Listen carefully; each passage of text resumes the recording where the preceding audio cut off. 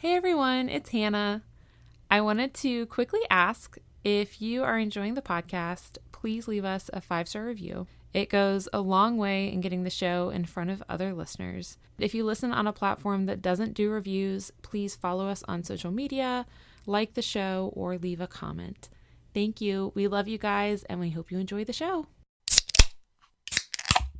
You're listening to The Tales We Tell, a podcast about spooky stories, unsolved mysteries, and local lore. I'm your host, Hannah Parch. And I'm Katy.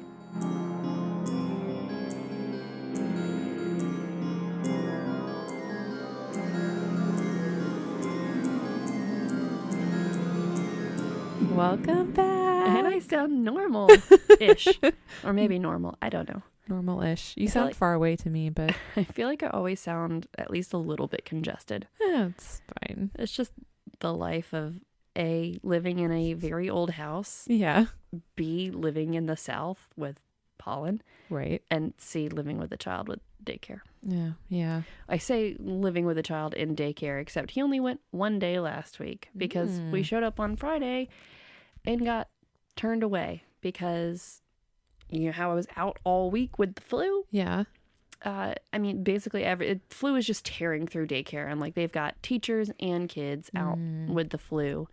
And so there was only one teacher in his room, and the ratio's, you know, 1 teacher to 6 kids. Right. And so she was full when we got there. So dang, too bad, so sad. And thankfully there's that drop-in daycare.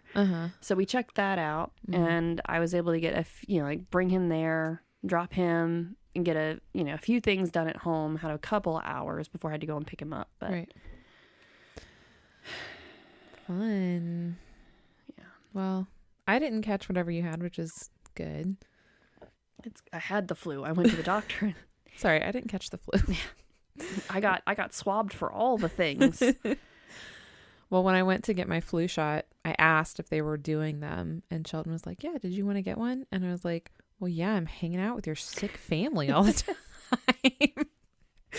I didn't even tell him that I was going to hang out with you that day. But he was like, "Well, I have to tell you that if you've already been exposed to the vaccine." I was like, "I know, Sheldon, just give it to me." I was mostly just reminded that I needed to get the shot because of how sick your family is. It's really just the two of us. He was fine, until this morning, of course. Well, last night he's like, "Oh, I feel terrible." And I'm like, "Oh, do you? Do you? Do you feel terrible?" Oh, Isn't that man. a little congestion? Your tum-tum hurts? Does your tummy hurt? Oh my gosh. Well, I also want to formally tell our listeners, just to update them on our mic situation. I thought the last time we recorded, the new mic or mics were supposed to be delivered either later that day or the next day. Yeah. Which is when we're in the same boat now because. So you got the new mics. We got the new mics. They didn't work. They did not work. And we did every bit of troubleshooting that we could. And they just sounded like muffled and quiet. Like not like in your ears and in the recording. And so while Jerick was trying to figure it out, I wrote my review on Amazon because I also saw some reviews that was like a negative title, but 5 stars. And they said like it didn't work, problems, whatever. But customer service was very helpful and helped me like figure out the problem. So it was like, I think it was like an amended review. So I was like, well, whatever. I'm just going to try my luck at that.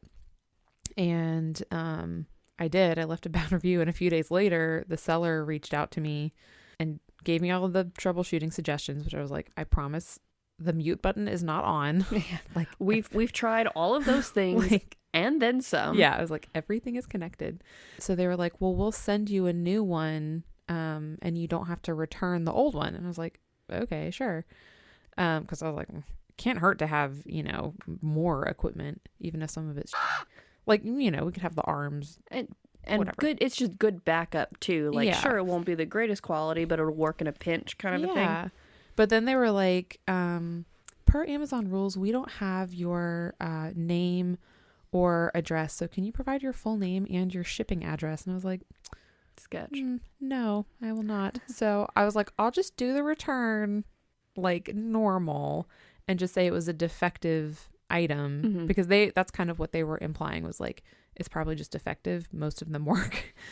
So we haven't sent the old one back yet, but the new one shipped yesterday. Should be here tomorrow. Fingers crossed that it works. And like, again, I'm just running on faith that we sound good to everyone and just not good to ourselves.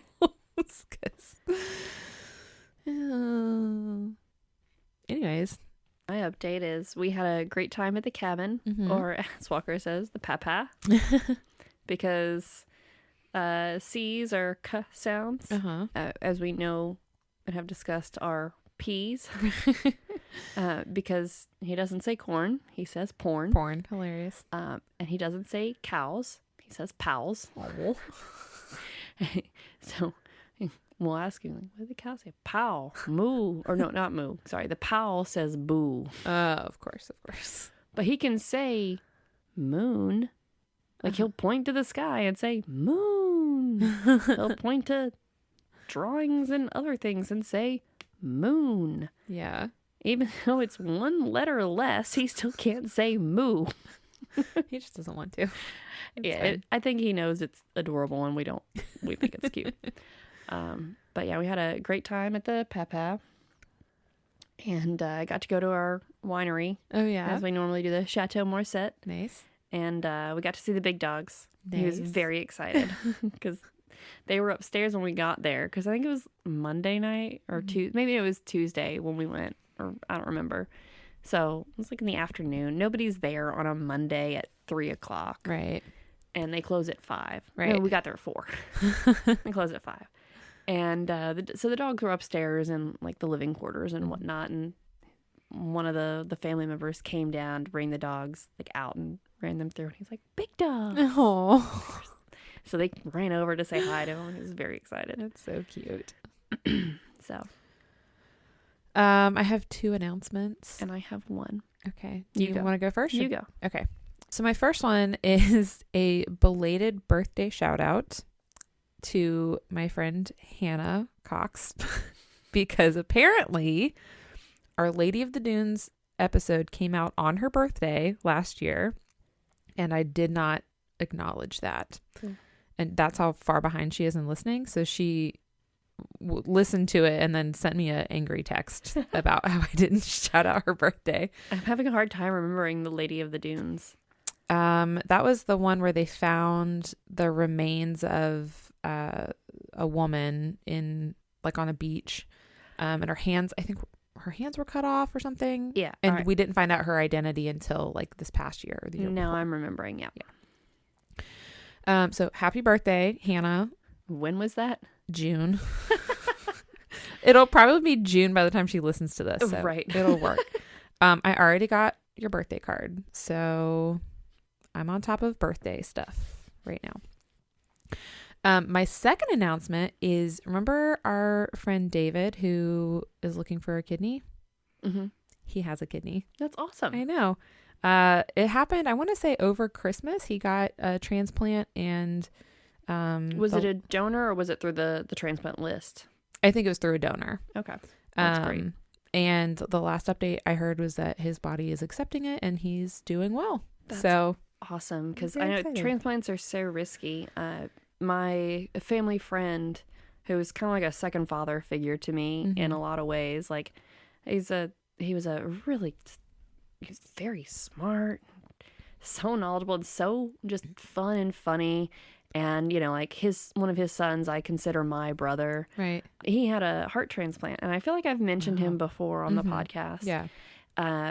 But they, you know, at the time of his heart transplant, the doctors have been like, okay, you know, if it accepts and like everything goes as it should, it's still probably only going to last you 9 years. Oof. So like, you know, I mean, obviously they're going to keep an eye on things.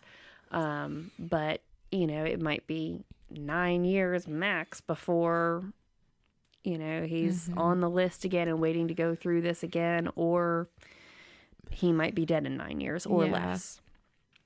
And this was many moons ago now, we had a party. We had a sweet 16 for his heart. Oh, so that's so we great. Celebrated 16 years of his new heart. Wow. And it was a lot of fun because my brother actually ordered, like basically blood bags that we filled with, like vodka and grenadine or something. I don't know. It was something delicious and red. Yeah. So it was basically like IV bags of Yeah. alcohol, and we got anatomically correct, heart-shaped like cake pans and like little chocolate things. So they made 2 cakes, and one was his old heart because it was all yucky and gross looking. The other one was like nice and red and bright and vibrant and fresh. And, so we just had a little party. We hung out and that's awesome. Celebrated 16 years of his heart working. That's awesome. And I mean, honestly, by the time that he did eventually pass, not heart related, really. Oh, wow. He got a flesh eating bacteria. Oh, jeez. And so basically, it was just all complications through that. Yeah. Heart was probably at least 20 years old by then. Wow. I mean, the heart itself was older than 20 years, obviously, but he'd had it for probably about 20 years at that point. That's amazing. Probably a little older. But yeah, no, originally I just remember being floored when, at the Sweet 16, when they told us like, hey, come over, we're doing a Sweet 16 party for John's heart. And I was like, that's not weird to me at all. Because I know you people. Yeah. And I had known that he had a heart transplant, but I wasn't like really, because I was an adult at this point. Yeah. And I was like, I'd known that he'd had heart surgeries and blah, blah, blah, and a heart transplant, but I didn't know all the details of it. And so I was just floored when they said, oh yeah, the doctors only said he might make it 9 years. Man. Like that was their expectancy. Yeah. And we're celebrating 16 years. That's so cool. Yeah. Moral So. of the story, doctors don't know shit. Just kidding. Listen to your doctors. Yes. Unless they're not listening to you. Yes, exactly. Unless they are not listening to you and, get your prescriptions wrong multiple times. So that's awesome. I hope that, whatever year-long expectancy he's got for his new kidney, Yep. I hope he more than doubles it. I know. Same. And I know that the statistics are different for living donor kidneys, which is what he got. So hopefully that's like best case scenario is he got, the best possible that he could get. And also I think in general statistics for organs like kidneys are better than hearts because the heart is kind of a big deal. Yeah. Kind of a powerhouse. Yeah. And also, again, this was more than 20 years ago now. Yeah. That, oh gosh, it's probably honestly closer to 30 years. Oh my gosh. It's probably about 25 years now since he had his transplant, and just 20 years in the medical field, just as we were talking like about earlier. Years. Yeah. The advances that they make, someone getting a heart transplant today probably has a better outlook and chance than he did 25 years ago. I am still honestly shocked that we can do heart transplants because I can't wrap my head around like, wait a minute, what do you mean you take out the old heart and put a new one in? How do you stay alive between those two things happening? So like, it's one of those like the logic is there, like take out the old part, put in the new. Like it makes sense in that way, and I feel like that's one of those things that's like 99% science, 1% miracle. Yeah, I don't know how it works. And then I mean, even if you are successful through the surgery, there's that whole nail biting period of, is it going to reject? Yeah. Did it work? Yeah. Do you want to tell your story or announcement? Whichever. Yeah. Okay. So we were out and about this afternoon. Uh-huh. And we were hanging out at Surf. Uh-huh. And this couple comes in and they're at the bar ordering a beer and blah, blah, blah. And after a couple minutes, she I'm like starting to chase Walker down, and she's like, I think I listened to your podcast. Stop. And I don't know if she was like talking directly to me as I was already walking away, or if she had mentioned to like Shelton or was talking to the bartender like, I think I listened to her podcast. And I was like, wait, what? That's awesome. And I was like, you know the tales we tell? And she's like, yeah, I started listening to that recently. I was like, that's great. That's so fun. I was like, where are you? Like, did you recent That's stuff the next nervous question you ask. Like, just like, I always start from the very beginning. I was like, ooh. Maybe don't do that. We recommend starting somewhere in the middle, listen to a couple of episodes, and then go back. Once you like us, then go back and listen from the beginning if you want to. She agreed that the first couple were a little rough. We don't know what we're but doing. she's up in the like almost 40s. She's like around episode 38 or so. Okay. Omima, and I don't remember that episode at all. So now I'm gonna have to go back and listen to it. That was I think a woman who killed her husband on Thanksgiving and also tried to eat him. Okay. Yes. That was a Thanksgiving episode. I did, because I looked at the description real quick, and I did see something about Thanksgiving. Yeah. So now I remember that one. I was trying to be on theme. So the way she found us was at Brutopia. She's like, we'd been in there several times, and every time we go in, I'd look up and be like, what is that? Like, I'm gonna look this up. And she's like, oh, it's a podcast. And that's like spooky stories, unsolved mysteries. That's right up my alley. Yay. she's like, yeah, I listen to, and that's why we drink, Morbid. Yeah, she named one or two others too. Yeah. And I was like, yeah, no, we definitely fit into those categories. Yeah. So, she started from the beginning, and I was like, well, we've got a live show coming up at Pinky's, which we need to figure that out. And so, yeah, she definitely seems to enjoy it. But she said she looked us up on Instagram too, and she was like, oh wow, they've got a lot of episodes. We're doing good. A lot. And so she, I guess, recognized me from a picture on our Instagram. Ah, that's so fun. Because I was wondering, but not gonna ask. I'm like, did you recognize my voice? Yeah. Or did she see a picture of us? Yeah. It was probably, I'm gonna guess, like our Christmas picture was probably the last picture of the two of us. Probably, yeah. So I need to get better about posting on there. But yeah, like she said she scrolled through and she's like, oh, there's a kid. I wonder, like, and now I got to figure out whose kid this is. Yeah. I'm like, mine. That's it's not like one. He's not my spitting image or anything. No. God, my gosh. So that's what that photo was. Oh man, so cute. Are you ready for a story? Tell me a story. So today I have a story of some ghosts. Nice. We haven't had a good ghost story in a while. I know. And remember I told you I was working on this and I was like, I'm just trying to get to like the conclusion of this story. Mm-hmm. This is when I couldn't finish an episode for us last week. This is why I had to do the Bone Wars even though I was flu ridden. Yes. This is that story, and I'm going to go ahead and tell you there's not a good conclusion. It was in vain. Okay. So we will not be satisfied at the end of this episode. No. And I'm going to give some caveats. Okay. Today I'm going to tell you the story of the Smurl family haunting. Have you heard that name at all? I think so. Okay.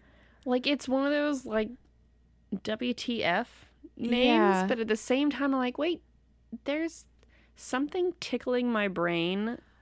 I thought that this was one of the inspirations for one of the Conjuring movies, because it is an Ed and Lorraine Warren joint. But from what I can tell, one of them might be based on it, but that didn't show up in any of the information about the actual family and the haunting. So unofficially, loosely based. Yeah. There is a made-for-TV movie about this, which I'm going to find and watch. Movie night. I know. And there is a book that they wrote and co-wrote with the author and with the Warrens. And I think it's called A Haunting or The Haunting. Anyways, I read the book. So, but you don't remember the title. Listen. My caveat is I'm going to tell the story pretty one-sided because I'm going to tell what they told the author. And at the end, we'll talk about like problems with that, speculation, all this stuff. So we're going to tear it apart. Well, also, I got to a point in this book, and I will tell you where, like, I went in with an open mind. I was like, okay, sure. You know, I have no reason to disbelieve these people. Were you ready to throw the book across the room? Well, I got to a point where I was like, I don't believe you anymore. I think I was giving you the benefit of the doubt until this one part. So I want to say, like, A, if this sounds one-sided, that's why. B, if any of this did happen, sorry for me making fun of you. I'm not sorry. Okay. I always go in as a skeptic. I always go in. Like, I was just thinking that about you're much more open-minded to things than I am. I mean, I'm pretty open-minded, but I feel like I go in open-minded, but still with looking through a critical eye. Yeah. I was so scared to bring you the time travel episode. I thought you were going to tear that apart. And you were like, nope, I'm here for it. Time travel is my Roman Empire. Like, okay. I never know with you. Well, I mean, remember when our first, like, I guess, like, first real kind of haunting episode was about the poltergeist. Yep. And I was like, it just sounds like a cat to me. Yep. There's a stray cat that got into the house. Well, we can play that game here. If anything happens that you think sounds like it's just a cat, let me know. Likely. Maybe that's why I'm so critical, is because I've had a cat like all of my life. You have a poltercat. Poltercat. Well, I mean, I've literally had a cat for the majority of my life. And I say a cat, I mean 2 separate cats. Right. Katy has a 35-year-old cat. And so maybe that's why I'm just like, it's not haunted. It's just the cat doing that. Yeah. Well, I think we'll have some fun. Oh, I was real quick segue. Go ahead. Me swearing just now made me think of our caw. So when I was talking to Melissa, who I don't think I said her name earlier. Our new listener. Our listener who's been listening for a while. She's on episode 38. Okay. Oh, well, by the time she gets to this, yeah, God willing that she's still listening. Hey, Melissa. I told her we were giving her a shout out today. Yes, and I was like, I'm literally going to see Hannah to record in a few hours from now. And she's like, oh, that's awesome. I was like, you're getting a shout out. She's like, I'm going to have to skip around some. Please do. Get out of those early episodes, girl. Well, she was also already familiar with Albert Fish. Oh. So she's like, yeah, I think I was like eating cereal during this episode. Like, yeah, no, this is fine. Because she already knew the story. Yeah, I guess so. Already know. She was like, this is passe and whatnot. Like, man. On all the other episodes, all the other podcasts she listens to, like, of course she's encountered that story or similar stories. Yeah. So, like, I was going to say, Morbid, I think, covered it in like 3 or 4 or 5 parts. Like they had went into detail. And I listened to some of them and I was like, I gotta stop. I forgot there's so much child murder. Because stuff like that we tend to try to not gloss over. Yeah. But like I like how we don't try to really harp on and kind of like glamorize those real, or like sensationalize some of that real darkness. Yeah. Instead focus on kind of like the story overall. And especially, and I think it was maybe about that time is where we kind of started shifting to really kind of our focus on whenever we did tell stories, or whenever we do tell stories about terrible people doing terrible things, that's when we started really looking through that mental health lens. Right. And I think it was kind of around then or shortly after then is when we started really looking at the story through that. Right. Not glamorizing those real gory details. Yeah. You know, like there's nothing wrong with that. I mean, look at like ancient Roman times in the Colosseum. Like, it's in human nature to be drawn to, you know, the real gory, nasty. Like, we want to see the bad stuff, but not want to see the bad stuff. And that's all good and well for other podcasts to do. If you want those details, go get them. Like, right. I mean, we're not like. I just feel like if it's hard for me to read, I don't feel like it's something that I want to repeat into the world, and B, like, this, I don't know. I think mostly that's it, where I'm like, oh, I've put this bad thing in my head. I don't want to regurgitate it into the world and give it more energy. Because there's a couple stories. Basically kind of like sensationalizing it too. Yeah. And I'm like, there's topics and people that I have specifically decided not to cover because it's just 99% horrific crimes. And I'm like, I can't talk about that for that long. And B, it's upsetting. And I think that's great. Like, there are other podcasts out there for that purpose that do cover those people and those stories, and they do them well, and that's great. Yeah. We do similar things, but in a different way. And I think that's great too. That way you can listen to a story about the same person, but kind of hear two different stories. Yes, I like that. By the way, next week's episode will have some gross out parts, but not having to do with murder. Well, I take that back. A little bit with murder, but you'll know what I'm talking about. It's not. Gotcha. It will not be one to be eating your snack to. To my original point. Oh yes. The caw. Oh yeah. Walker was wandering around surf, and I was like, Walker, what does a crow say? He goes, caw, caw. And Melissa was like, oh my gosh, that's so adorable. I know, right? And I was like, yeah, isn't that cute? I was like, he knows a lot of animal sounds, and I was like, that's one that he absolutely had to know. Yeah, and he's really good at that one. He's really good at that one. We're gonna have to get him in here and record him with his bye-byes, and with his caw-caws, and that way people know that we're not just insane all the time. But well, and she's like, yeah, when I first started listening to it and I heard that noise, I was like, what is that? And it took her a couple of episodes to figure it out. Yeah. Sorry. So yeah, if you're new here, I was almost mentioned too. I'm like, we did like kind of halfway through do like a recap episode. Like, by the way, that noise, like if you're new here, that's what this noise means. Yeah.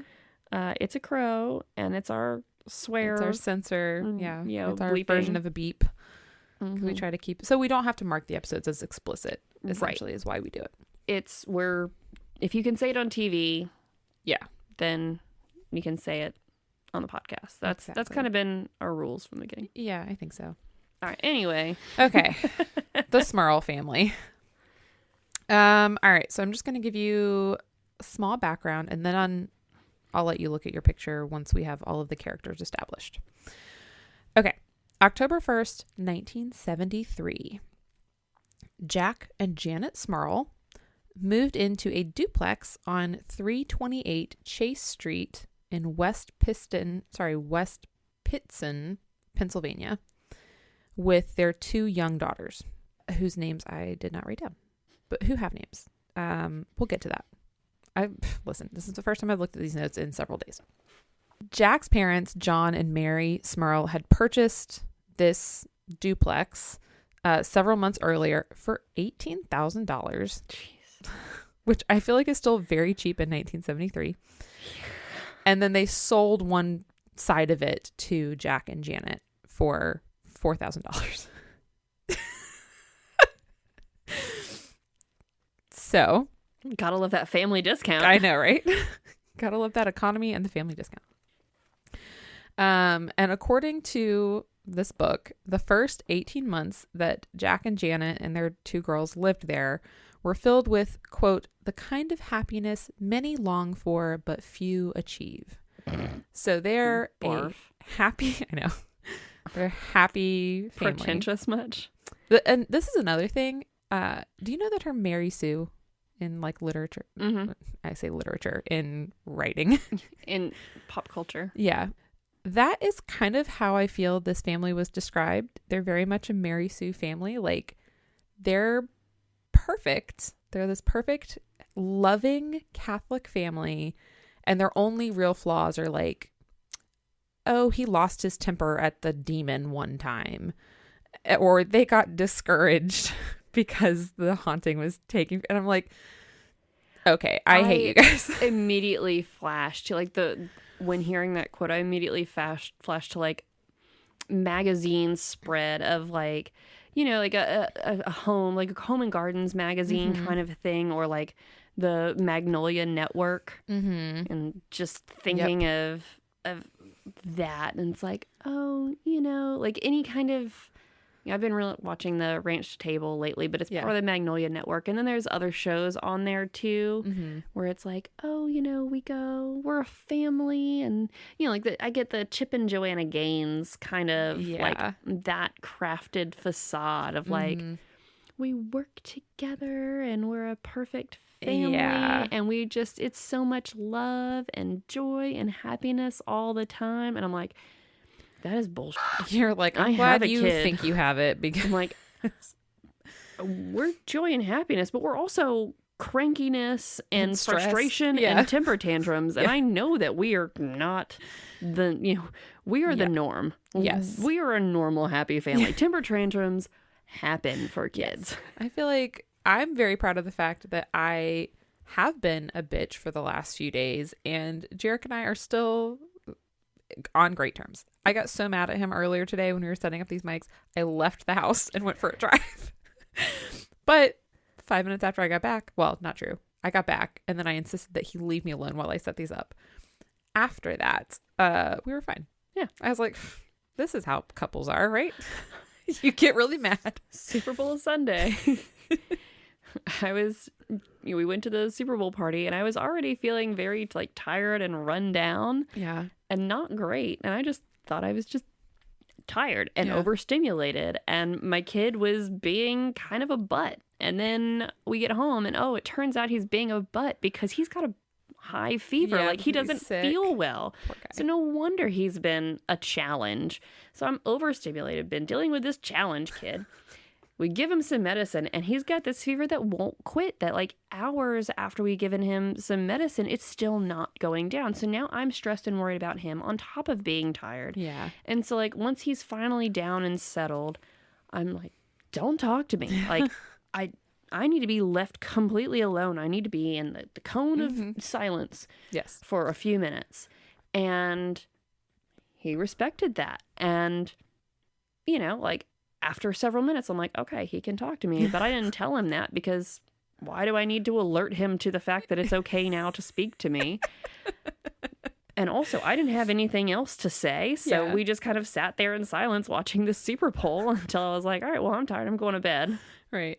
And he was, the whole time, he was just like, she hasn't said anything to me.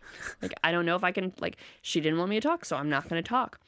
And like the longer it went on, the more irritated he got until finally I went up to bed. And then he came up to basically give me a hard time. Oh, gosh. Because I didn't say anything until finally I said good night. And he didn't respond immediately until I looked at him. And he was like, good night. Like serious attitudes, like, okay, uncalled for. But we're not getting into this right now. Like, you've got an attitude, but I'm not opening that can of worms. Yep. I'm going to bed. It'll look better in the morning. But of course he followed me up. He gave me a few minutes to like get in bed and get comfortable and then come and hassle me. And we had this whole discussion. And then of course, you know, the next morning I woke up feeling like garbage. Yeah. And then he felt bad. And then like later that day, and I was like, by the way, pretty sure Walker and I both have the flu. So when he got home that night, he's like, so I'm a giant asshole. I was like, why? And he's like, giving you a hard time last night when you had the flu. Like, I didn't realize when you said you were just kind of tired and not feeling great that you actually were sick. Yeah. I was like, yeah. Jeez. Well, the good news is according to this book, having our kind of dysfunctional families / marriages / relationships mean that we are not targets for demons. Oh, because demons only go after happy people? Yes. Only perfect, loving Catholic families, apparently. Because only Catholics believe in demons. This is the other thing. Sorry. My last caveat. I apologize if you are like a very devout Catholic who listens to this. I'm surprised too, if that's the case. Mm-hmm. I mean, you can be both. It's true. I have a bone to pick with Catholicism. I don't like it. I think and this is coming from someone who was raised Baptist, who then deconstructed everything she believed and has not quite yet put back together everything in the right space. But I still believe something. In my opinion, Catholics treat Christianity like magic.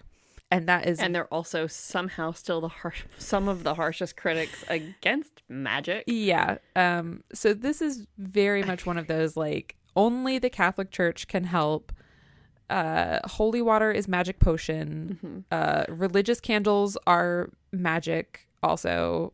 I mean, the candles are fire magic. Fire magic, yes. As we've discussed previously with your haikus. Like, you write down a wish or intention on a piece of paper and you burn it, and basically it's the smoke is supposed to send that message into the universe and make it happen. Like, that's quote fire magic. Yes. That's literally, I read that in a book about, white witchcraft or whatever, or Wicca, whatever you want to call it.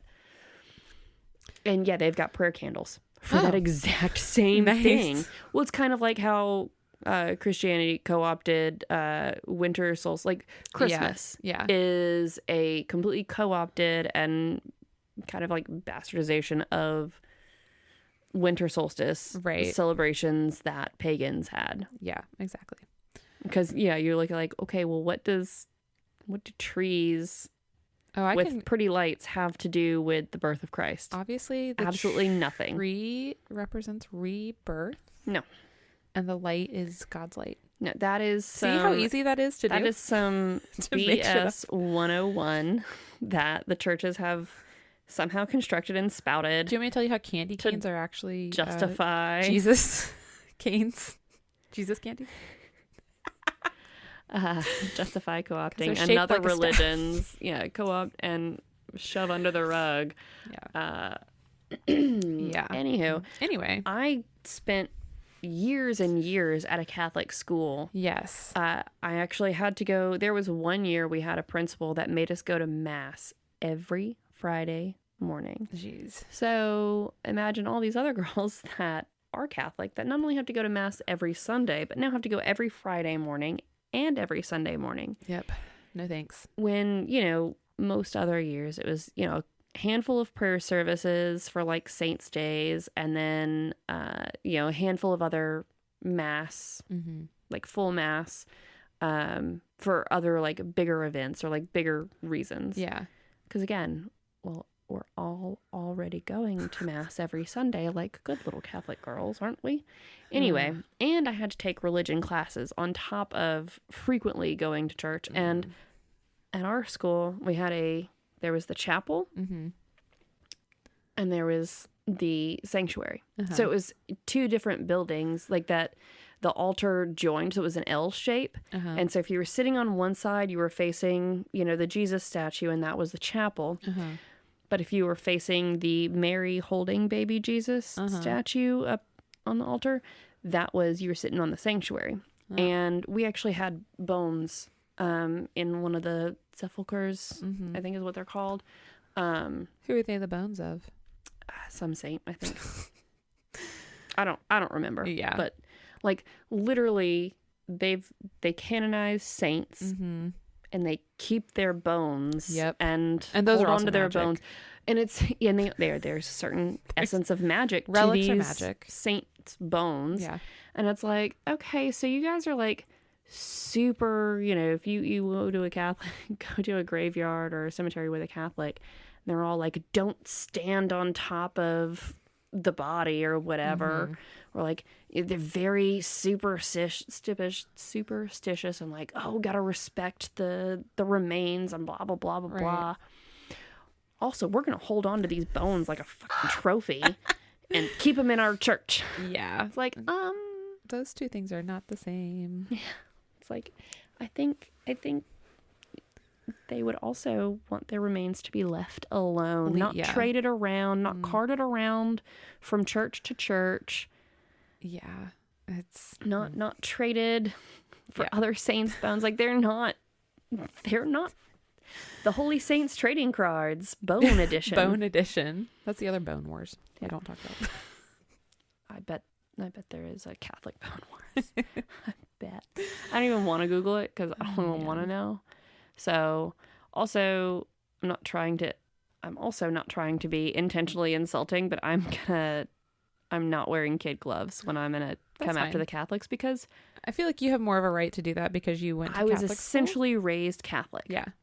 So I'm in the circle, so I get to make fun of it. It's kind of like I can make fun of my family, but you can't make fun of my family. Yeah, exactly. Which is why I'm giving a caveat of I'm not trying to make anyone feel bad, but I do want to say that Catholicism is fake magic. Mm-hmm.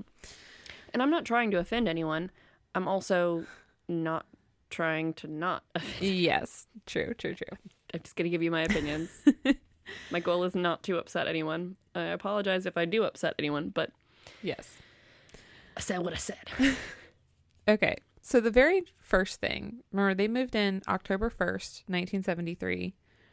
In January of 1974, which I have a note here that says that math is not mathing if you said that the first 18 months were fine and our first event is January of the next year.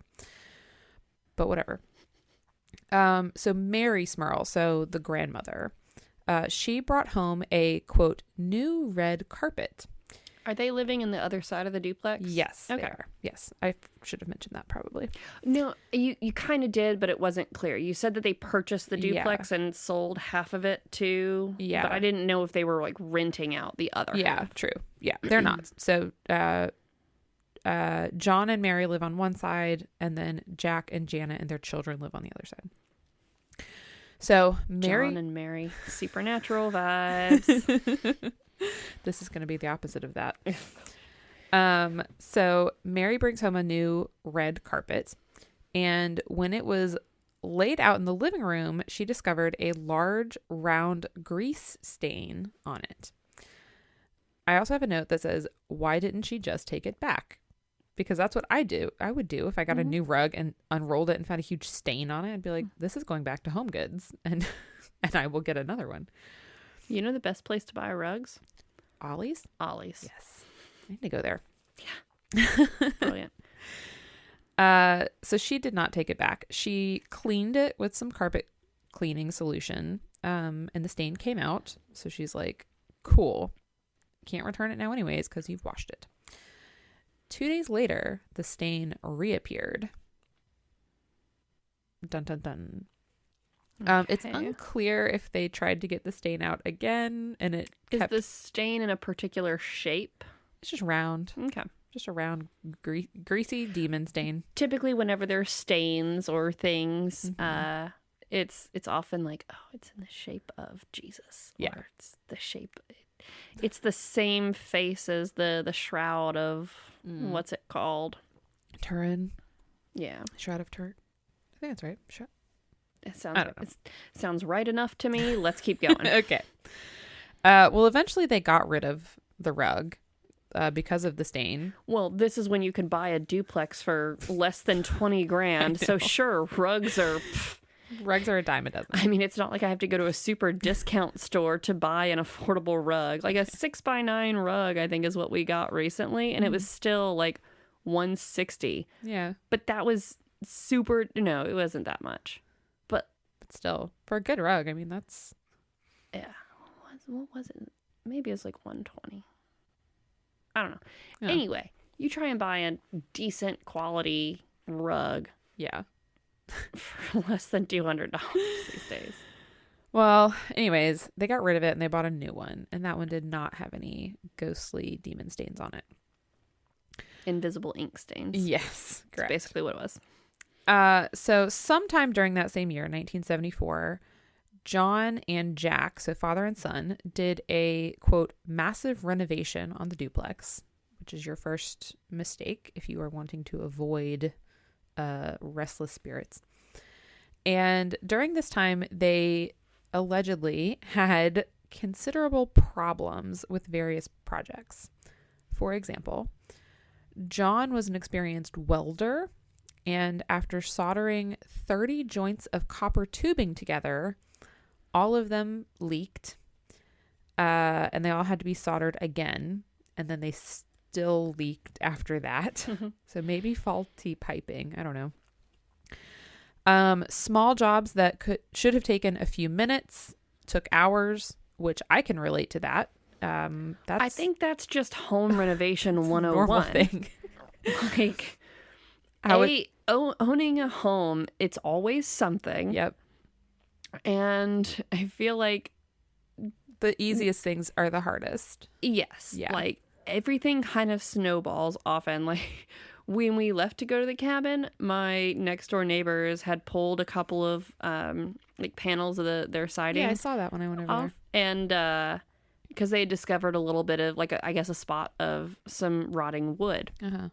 But of course, by the time we got back home, it was a much bigger space that they had opened up, and he was working on it. I was like, how goes it? And he's like, well, like basically the more they got into it, the more problems they found. And he's like, I got a guy coming out to look at it later this week or whatever. And I'm like, yeah, that's the joy of, I mean, that's home ownership, but also if it's an older home, like ours are, like, yeah, so that's not like an abnormal thing, is what I would say. Also, unless you are like a professional contractor or repairman, if you're just like your average homeowner DIY person, you're like, I'm going to go in and fix this thing. It should only take 30 minutes. No, it will take you several hours. And plus probably another trip to the Home Depot. Yep. And you'll lose light and you'll have to do it the rest of it the next day. I'm thinking of Jarek and I trying to put in our porch light that I got several months ago. And it was supposed to take 30 minutes at the most. And when we started this thing, we had, I don't know, maybe an hour's worth of daylight left. So we're like, easy, we'll do it. And several hours later, pitch dark, I had given up and Connor had to come over and to help Jarek do it. So not as easy as you would think. Okay. After Jack and Janet remodeled their bathroom, they woke up one morning and found that the brand new sink and bathtub had been scratched and chipped, which, again, maybe was just you doing a poor job of putting it in and didn't notice because it was dark and late and you were tired. Well, that's also what I'm thinking, too, is like they've been working with mess for hours and hours, and then when you finally get it finished, you're like, it looks great. Yep. And then when you come back, you have a much more critical eye. Yes. It's kind of like when you tour a house and you're like, this house is beautiful, and then you buy and move into the house, and once you've moved in, you're like, oh, well, I didn't notice that, or like, that's an issue, or that's an issue. And like, I didn't notice how none of our interior doors closed all the way without a huge fight. They also would find newly painted trim near the ceiling scratched in the morning as if, quote, claw marks raked across the previous night's work. Cat. That could be a cat for sure. Another time, and this, I don't know when this happened, is very unclear, but it was mentioned around this time, so I'm assuming around the same time. Jack was watching TV, and the TV suddenly burst into flames. Okay. And then that was the first of several small but inexplicable fires around the house. So a new electric stove caught fire shortly after they bought it. And their new car, the wiring somewhere in it, caught fire a few days after they bought it. Which now I'm like, this seems like a you problem because you are the common denominator in all of the fires. However, the moral... Car catching on fire doesn't seem like a user error thing, though. So that one's... I'm gonna say... I'm not automatically going to demon. I'm going to bad luck with some, electrical malfunction. Yeah. The stove, I'm also thinking, was it the oven or was it the stove? It just said electric stove. Okay. Because, I mean, normally, like, if it's an electric stove, that's normally a stove and range. Because I've told you about when I had the apartment, I was preheating the oven, and as soon as I opened the oven door, it was like the flames of hell trying to burst out. Like, it was literally flames shooting out at me, and like it had the sound of like a blowtorch, like a jeez. Yeah. Like it sounded angry. Yeah. And it was just because it was an electric, and so like one of the coils was just old and kind of burned out. Yeah. Well, and also like I feel like if you are looking for, if you're like, oh, like if you had one fire that maybe you can't explain, and then you have another one like your car or whatever, and then you're like, oh, we're now like haunted by whatever, like you're attributing that to something paranormal. You could have something like I turned on one of our burners the other day and it didn't light, and so there was just a few seconds of just propane, spewing out into my kitchen. And then when I did light it kind of the whole oven or the whole stovetop kind of lit on fire for a second. Because the gas had spread. Yeah. Like, and that's what propane how it works. Does. That's how gas works. If you're looking for, if I had been in the mindset of I'm cursed, I'm haunted, this has something to do with fire, I could have very easily seen that as this is another thing. Like if you're looking for it, you will see it. Like you will find it. And whereas like if that happened to me, if I had those series of unfortunate events, I would just be like, when it rains, it pours. Right. Or, like things always happen in threes, or, because of that phrase, I hear of someone I know passing away, and then shortly thereafter, someone else I know passes away, or maybe even I hear of someone else. I'm like, oh crap, who's going to be number 3? Because it's always in threes. Yep. So like I'm, so then naturally the next person you hear fulfills your self-fulfilling prophecy of it always happens in threes. And then and then as soon as that third person, you're like, I'm not even thinking about this anymore. Yeah. So then the next person who dies, that doesn't essentially you could have 7 people die within a few months, but the first 3 are the ones that you notice because everything happens in threes. Yes. And you're not noticing the other 4. Well, it's kind of like, you buy a new car, and then all of a sudden, or you're shopping for that new car, and then all of a sudden you see that same car on the road everywhere. Yep. And you're like, and you never noticed them before. Yeah, so exactly. Like there's a specific car that, my next car that I'm interested in, and I see it all the time. I see it everywhere. Yeah. So in 1975, their oldest child, her name was Dawn. I want to say the next oldest was Heather. That might be wrong. We'll get to it. So she is, I think, around 6 at this time. She began getting really scared at night, and she would run into her parents' room. Seems like a normal 6-year-old activity. Right. And she would tell them that she saw, quote, people floating around in her room. Well, if you're taking her to mass and talking about saints and ghosts, the afterlife, and spirits. That is one of those specific like, I do not know what I'm going to do when I have a child and they go, Mommy, there's someone in we don't have closets in this house, in bedrooms, but if they say there's a monster under my bed, fine, we will go look under that bed. It is packed with so much storage stuff a monster can't fit. But if they come and say, Mommy, there's a man floating around my room, I'd be like, okay, we're going to board up your room and this is your room now. You live with us. I will not go check that very specific, terrifying accusation.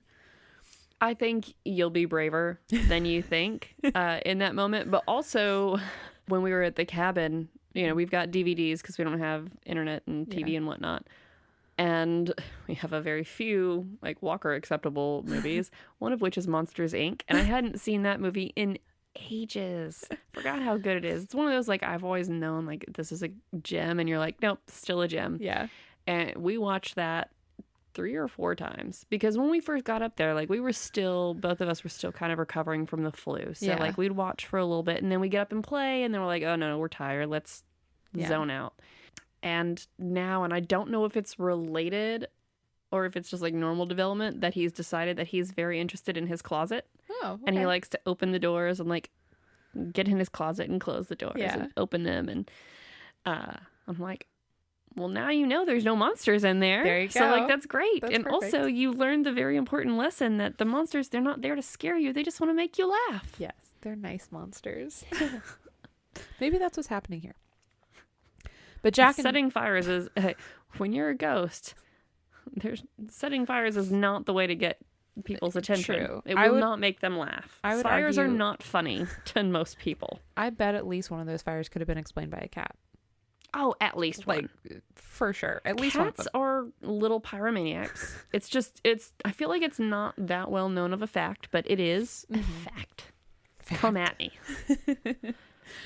Well, Jack and Janet were particularly upset by this situation with Dawn because they said that she was more or less like a serious child. Like, she didn't have a wild imagination, and she didn't get upset very easily, which I get. I get that, but also she's still 6. So she's not a tiny adult. She might just be like a more serious child that doesn't daydream a lot. But or maybe she does daydream and she just doesn't share it with you. Or maybe she's just having recurring nightmares. I mean, like, whatever. Yes, children say creepy things all the time. Yes. But that's like a well-documented, understood thing because they don't understand the world around them the way that adults do. And so they are seeing things and like trying to connect 2 and 2 and coming up with potato instead of 4 like adults do. And like, even as an adult, you know, there'll be times where it's like you hear a noise and you're like, okay, what was that noise? There's no one else in the house right now. Yep. Like, logic is telling me that it's just the house settling, or it could be this, or it could be that, or a dozen other rational things. Yep. But it's most likely a serial killer. Yes. Who's been living in my attic. Yes. Oh my gosh. And I just listened to a thinks story that about I'm that. not home, and so he's coming out and he's gonna kill me now. Terrifying. Yeah. I have a story on my list of potential episodes that has to do with living inside someone's walls. That's one that's definitely gonna get me. That's gonna creep me out. But this person also pretended to be a ghost, which is kind of funny, except the rest of the story is horrible. Just that one part's funny though. Okay. Some other random things that happened during this time. Toilets would flush on their own. I put that as nice. Seems nice. What if unless they're empty, and that's just a waste of water. It's a waste of resources. Not nice. I disagree. Maybe they have one of those little scent things on it where it gives you a fresh. It cleans it every time it flushes, and the ghost is just like, I'm just trying to clean. Maybe Jack forgot to flush, and the ghost is just going behind him, flushing that toilet for him. If it's yellow, let it mellow. No. So radios would turn on when they were unplugged. They would hear footsteps and the sounds of drawers opening and closing in bedrooms. And this would be like when there was only one person in the house. Jack was physically touched on the shoulder while in bed one night. He thought it was Janet, but he turned over and she was asleep. Okay. I get touched by Shelton in the middle of the night while he's asleep all the time. That's true. Like, it's usually his knee making its way into my back. Man, but still flexible. That could also be a cat, by the way. Not anymore. We keep our door closed now. It's great. Well, this, random cat that the Smurls don't know that they have. They don't know that there's a cat that lives there. They heard rocking chairs on the front porch. This is I think what I meant to put was they heard the rocking chairs rocking on the front porch when no one was in them. And then they would have when the wind is also blowing? No. Nothing logical or rational like that. They also had a bad smell in the house with no explainable source. Which cat, yeah. Dead thing in your crawl space, in your wall. Like, I don't know. Oh, maybe you have a squirrel problem. We had squirrel problems recently, remember? And they did die. Or I think it was actually a rat that we did find the carcass of a rat in our attic. Yeah. So it could have been rats or squirrels or both. I don't know. But 1 or 2 definitely died in our house. Yeah. We found one, but like every time we'd walk into our bedroom, we would get hit with a very foul odor. And it lasted for like a week and a half or so. And all I could think was, I'm so glad this happened in the winter and not in the summer. Oh my gosh. Because if it's this bad in the winter when it's cold, yep, it's gonna be so much so worse. glad it's not the summer. But also in the summer, our attic's so hot. Like, yeah, critters are definitely gonna break into our house to find somewhere warm to be in the winter. Not in the summer. Yeah, the summer. Gross. Okay, so possibly the cat died and is stinking up their house. I wasn't implying that the cat died. Well, I think the cat had a friend, and that friend died and rotted in the house. In 1977, Jack and Janet welcomed twin girls. So now they have 4 children. The girls are named Shannon and Karen with a C. And like all this time, they had kind of accepted that the house was haunted, but they would like kind of joke about it, and they found the activity like kind of more amusing than frightening. They were just like how I say the shadow people. Yeah, that they were Walker's just talking like, to. These are the quirks of the house. When these things happen, they'd be like, oh, it's the ghost again. Ha ha ha. Like nothing was really harming them or like whatever. Okay, so now we're going to flash forward to February of 1984. So 7 years later. I'm also guessing at this year because the book is terrible about giving me years. It would be like, one day Janet was in the basement. She was a 27-year-old housewife. And then I went back through the whole first part of the book trying to figure out when she was born. Couldn't find it. I was like, can you just say it was the winter of 1984 and Janet was in? Be so much more helpful. Okay, so we think it is February of 1984. So Janet is home alone and she's doing laundry in the basement, and suddenly she heard a soft female voice call her name, and she said she heard it several times and that at some point it was directly behind her. Like it sounded like it was coming directly behind her. And she turned around, obviously, and there's no one there. So it freaks her out enough that she like got out of the basement and she spent the rest of the day praying throughout the house with her rosary. Did I ever tell you I used to hear voices when I was a kid? You mentioned that very offhandedly, like one time, and like I'd be sitting in my room and I'd hear kids like yelling and laughing and playing, and every now and then I'd hear them call my name. I hate that. Oh, also, my backyard was a elementary school. Oh, I thought you were going to say a cemetery. Okay, never mind. No, it's elementary school. Okay. But no, I think it's one of those, it could have, sometimes it might have been kids playing in the schoolyard, and down the street there was an open field. There was a house, I guess, that had been demolished years prior. And sometimes some of the other kids in the neighborhood would like play kickball or something there. Yeah. And I can remember one time I was like fed up with like I can hear, you know, and it wasn't in the same room. Right. Kind of, it wasn't right behind me. It was like it definitely sounds like it's distantly outside. I can hear kids laughing and playing. And I opened up my window and I didn't hear anything. And so I think it was just like my brain and my imagination being bored and lonely and imagining. Yeah. You know, because like you can sit there and like think about a song or a clip of a show or something and hear it, using air quotes there, without actually hearing anything. Yeah. And I think that was my brain just conjuring up. Yeah. Well, but sometimes I think it was kids on the playground playing.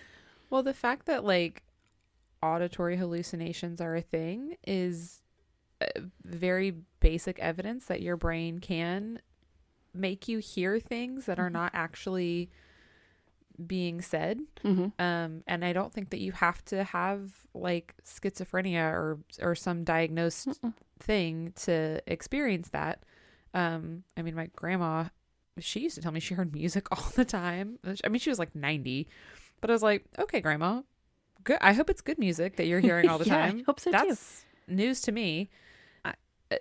I mean, I know my anxiety has caused at least a few times what I believe were just like visual hallucinations because I was seeing things that I was so scared of seeing. My brain was making me think they were there. Like, picture yourself as a only child, 10 years old. It probably happened, before 10, but I think definitely after 10. Your mother has died. Right. You are, depending on how old you are, you might be alone in the house. Right. Or you might have, the one parent who's in the other room doing their thing quietly. Else. Yeah. And so, like, you're in an otherwise, like, just silent house. Yeah. So, like, you're probably lonely. Tell me you're not going to, like, your brain is not going to start, like, feeding off of your loneliness and desire for company and friends and someone to play with and make you have that auditory hallucination or whatever. Yeah. So again, I'm like, I don't know. I'm not, I don't disbelieve that stuff like this can happen from spirits or demons or whatever. I'm just trying to go from like a skeptical viewpoint. And I think it's more likely that it could just happen to any normal person. Yeah. You can just hear things. Yeah. And like, I mean, have you ever been kind of sitting there and then all of a sudden your ears, like, it kind of just gets quiet and you're like, I didn't realize I was hearing a whole bunch of like staticky feedback until it turned off. Yeah. And you're like, oh, it just got quieter out of nowhere. For like, I didn't realize I was just hearing noise and now I'm not. Yeah. So like, yeah, you don't have to have schizophrenia or some other like serious mental condition to have to just hear things. Yeah. Our brains are capable of a ton of our brains are scary. Magic. If there's any magic here, it's in our brains. So regardless of what this was kind of like the tipping point where she and Jack both agreed that like the haunting was no longer funny and lighthearted, but it was something that they thought that they should start asking for help about. See, I would still say that's early on. I mean, it's like just because you hear someone saying your name in the same room, like I'd be more worried about like, are you stressed? Do you need a break? Yeah. Than, we need to consult help for this haunting. Like, they're not starting fires anymore. True. Like, someone says your name. I know it's a little creepy, but it would be, you're not physically injured. There's no property damage. Yeah. Like, let honestly, it go. Sometimes getting help will piss them off. I feel like it'd be creepier and like more of a bad omen if she had heard someone that she knew saying her, like if she'd either heard herself saying her own voice or heard Jack calling her name, and then he very clearly wasn't home, because that's like mimic. And that was one of those topics that I started to look up, and I was just having a bad week and I was like, I gotta stop. I'm not doing this one. I don't know. I think maybe they were just freaked out that like the thing that was causing activity was now maybe appearing to be sentient. I don't know. A few days after this, maybe the fires were just like the like frustration result of the spirit trying to reach out, trying to communicate, and like, I'm trying to communicate, and like I haven't figured out how to communicate with the living yet, and like fire happens instead, and then they finally are like, I can speak to you. Yeah. And now these people are like, nope, we're gonna get help to get rid of you. And it's like, no, I'm just trying to say, hey, I know. Sorry about the fires. It's a much funnier story if you think of the spirit as like just trying to be friends with them. not really knowing how to. I've also got this image of like Peter Pan's shadow kind of a thing, just kind of like floating, like flying around in loops around somebody's ceiling. Like they're Flushing not harming anyone. They're just there. Like just leave it. Doing stuff. It's creepy, but once you kind of get used to it or get over it, like as long as you're not being hurt, then okay. Yeah, true. Just do your thing.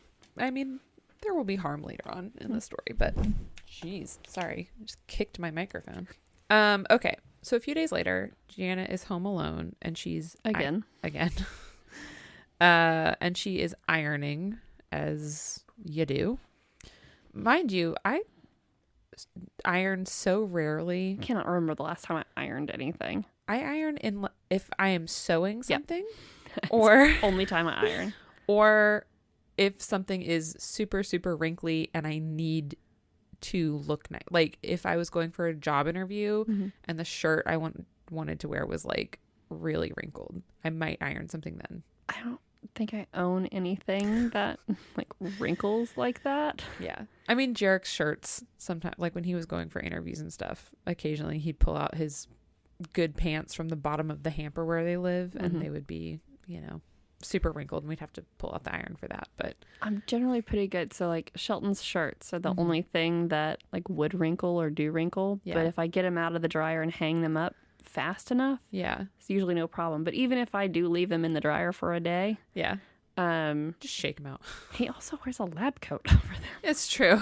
So no one's gonna notice. No one's gonna know. It'll be fine.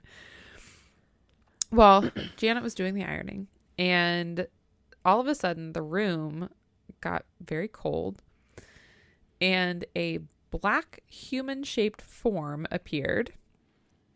It was described as being made up of, quote, thick, dark, rolling smoke. About 5'9". Also, he wore a cape. Which how do you know he was human-shaped? Is it a human with a separate cape? I like to think smoke cloud. And like now I like to think that this spirit is like finally trying to introduce himself and put on his good cape for you. I am Sir Montgomery. It did not have any facial features. And it gave off, quote, an odd but not offensive odor, which just means a different, I don't know. Like he put on some cologne that you're not digging. It's not bad, but it's not really your thing. This poor demon ghost spirit can't get a break. Or there's just like, it's a distinctive, like I smell something. It doesn't stink, but it's something and you can't place it. So it moved quickly past her through the kitchen and into the living room. And did it go through walls or through doors? I assumed that it went through like an open doorway situation. So obviously it freaks Janet out and she waits about 20 minutes and then she goes next door to Mary, who is home. And she's going to talk to her about what happened or she's just kind of nervous and wants someone to talk to. Mm-hmm. And before she can tell Mary what happens, Mary says, I'm freaked out because I just saw this dark smoke person come through the wall. She's like, okay, that's literally why I came over here. So the spirit trying to introduce himself has like just gone through the adjoining wall of the duplex and just gone through the length of the house. So obviously this freaks them out, but then the house is like quiet for several months and they're like, oh, I guess it's just a weird one-off experience. We just had a group hallucination. Yeah, or you have severely offended your spirit friend who put on his best cape for you and you freaked out over it. So fine, I'll leave you guys alone. It's like, I know when I'm not wanted. I'll try again in a few. Sir Montgomery will see himself out. Cape flutter. He's going to try again in a few months. So he might have had to go for an important, post-mortem business trip. This is true. So we get all the way into spring. So that was February. It's now springtime. And Heather, I was correct. Heather was the second oldest child. I put these names in here and did not realize that I didn't introduce any of the children. I was like, oh, Heather was getting ready for her. When you introduce the characters, you're like, and they had 2 daughters who have names. And then later you're like, okay, well, and the daughter, this name. And yeah, because I think the other daughter named this is this. And I'm like, so yes, they do have names and you know them. Speaking of, why don't you look at your dossier? Because it's a family picture. And you can see everyone, including the dog. No. The dog's name is Simon, which we're going to talk about him in a few minutes. Okay, I have an issue with this photo. What is your issue? This is the 80s. Photos are instant at this point in juncture. Why did they all look like they've been posing for hours? Yeah, no, like when early cameras, early portraits, no one's smiling. And the reason is because it takes forever for the photo to process. Yeah. Why does everyone look miserable? Irritated? What's funny? Like not quite pissed off, but like hashtag over it. Yeah. Every picture, because I took this from the book. Every picture of anyone in that family, they are making that same face. Specifically the twins, the 2 little girls, like they constantly have that look of like, I'm being very serious and somber in this picture of us posing in our bedroom. And of course every picture of them would be like the twins in their bedroom where they would hear noises during the night. And it's like, we got it. We don't need the context. So what was the quote about them being like the happiest family ever to family? Oh yeah. The kind of happiness that most people dream of but never achieve. Is this the happiness that people dream of? Because I'm good. I'll pass. That was just the first 18 months of them living in the house. Was the happiness that I don't know what to tell you. I feel like this is not the happiness that I strive for. They look very miserable. I agree. They're getting ready for Heather's confirmation, which is a Catholic thing, I guess. And they're getting ready, and Methodists do confirmation. They just do it differently. True. So what they would later say is that they think all of the excitement and energy surrounding the confirmation caused the activity to start again. Okay. Because while they're getting ready, a 4-foot-long light in their kitchen, light fixture, falls out of the ceiling. Presumably takes a chunk of the ceiling with it. Shannon is hit in the shoulder because she doesn't move out of the way fast enough. Janet believed that if she had been hit in the head, she would have died. I think that's maybe an exaggeration. Like if that fan fell on me and hit me in the head, I would certainly see a doctor for a possible concussion, but I don't think it would kill me. So I'm envisioning also, so I grew up, my kitchen had fluorescent lights, like with the tubes.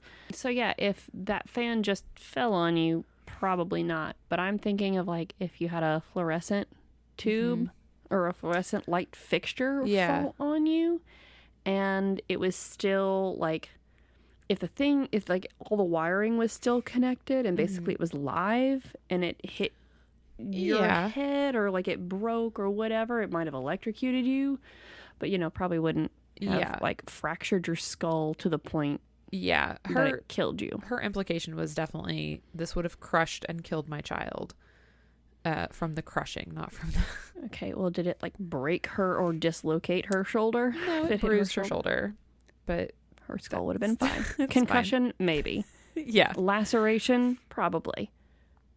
Death, unlikely. You've got a contusion is what we call those. So they now are back on their search for help, right? They're like, oh, we forgot about it for a few months. And now we're back because he's back and he's mad. Like, you guys remodeled the place and he did not agree with that fixture. That's what he's been trying to tell you. And it was finally an ugly light fixture.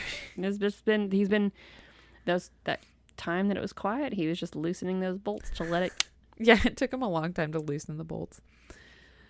You loosen some bolts when you're non-corporeal. Listen, I had to set up these risers at work in our auditorium, and they had a bunch of those, just a bunch of things where you had to like tighten a nut essentially onto a bolt to connect things, and we had to do it all by hand. And why it was part of my job, I don't know. Yeah, it doesn't seem like it's in your purview. I tagged along, or I got dragged along to supervise, and then all hands were needed to do it. So I imagine if I was dead, it would have taken a lot longer. So the Smurls go on a camping trip now. It's April, so essentially the same time. It's still springtime. And it wasn't uncommon in their neighborhood, I guess, for families or neighbors to casually, quote, check in on the house when they knew that someone was out of town. And not like house sitting or going inside the house, but I guess just like checking out the outside. Yeah, just making sure that like everything looked there's copacetic. Like a broken pipe or something. Yeah, no, if nobody's going in, that's not weird to me. Yeah. I think it's weird that all of your neighbors know you're out of town, but I mean, your neighbors likely aren't the people that are going to break into your house, so it's fine if they know you're not there. True. Again, they would be looking after your house. They'd be making sure there wasn't a shady character trying to get into your house. Yeah. Or, you know. This implies like the whole neighborhood, not just like your one neighbor that you say, if a package arrives, can you bring that into your house so that it's not sitting out for 5 days? I don't think it's the whole neighborhood. It's probably a handful of people that they're friendly with in the neighborhood. Okay. Sure. Because, like, we know a handful of people in our neighborhood, but not our whole neighborhood. Yeah, that's true. Well, on Saturday night, this was like a weekend camping trip.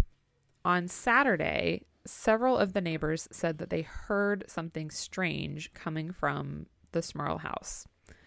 And the account of one neighbor who remained anonymous in the book, he described it as, quote, a very strange fluttering sound coming from the second story window, quote, like giant birds flapping their wings. There's the birds. I told Katy a few days ago that there was going to be ghost birds.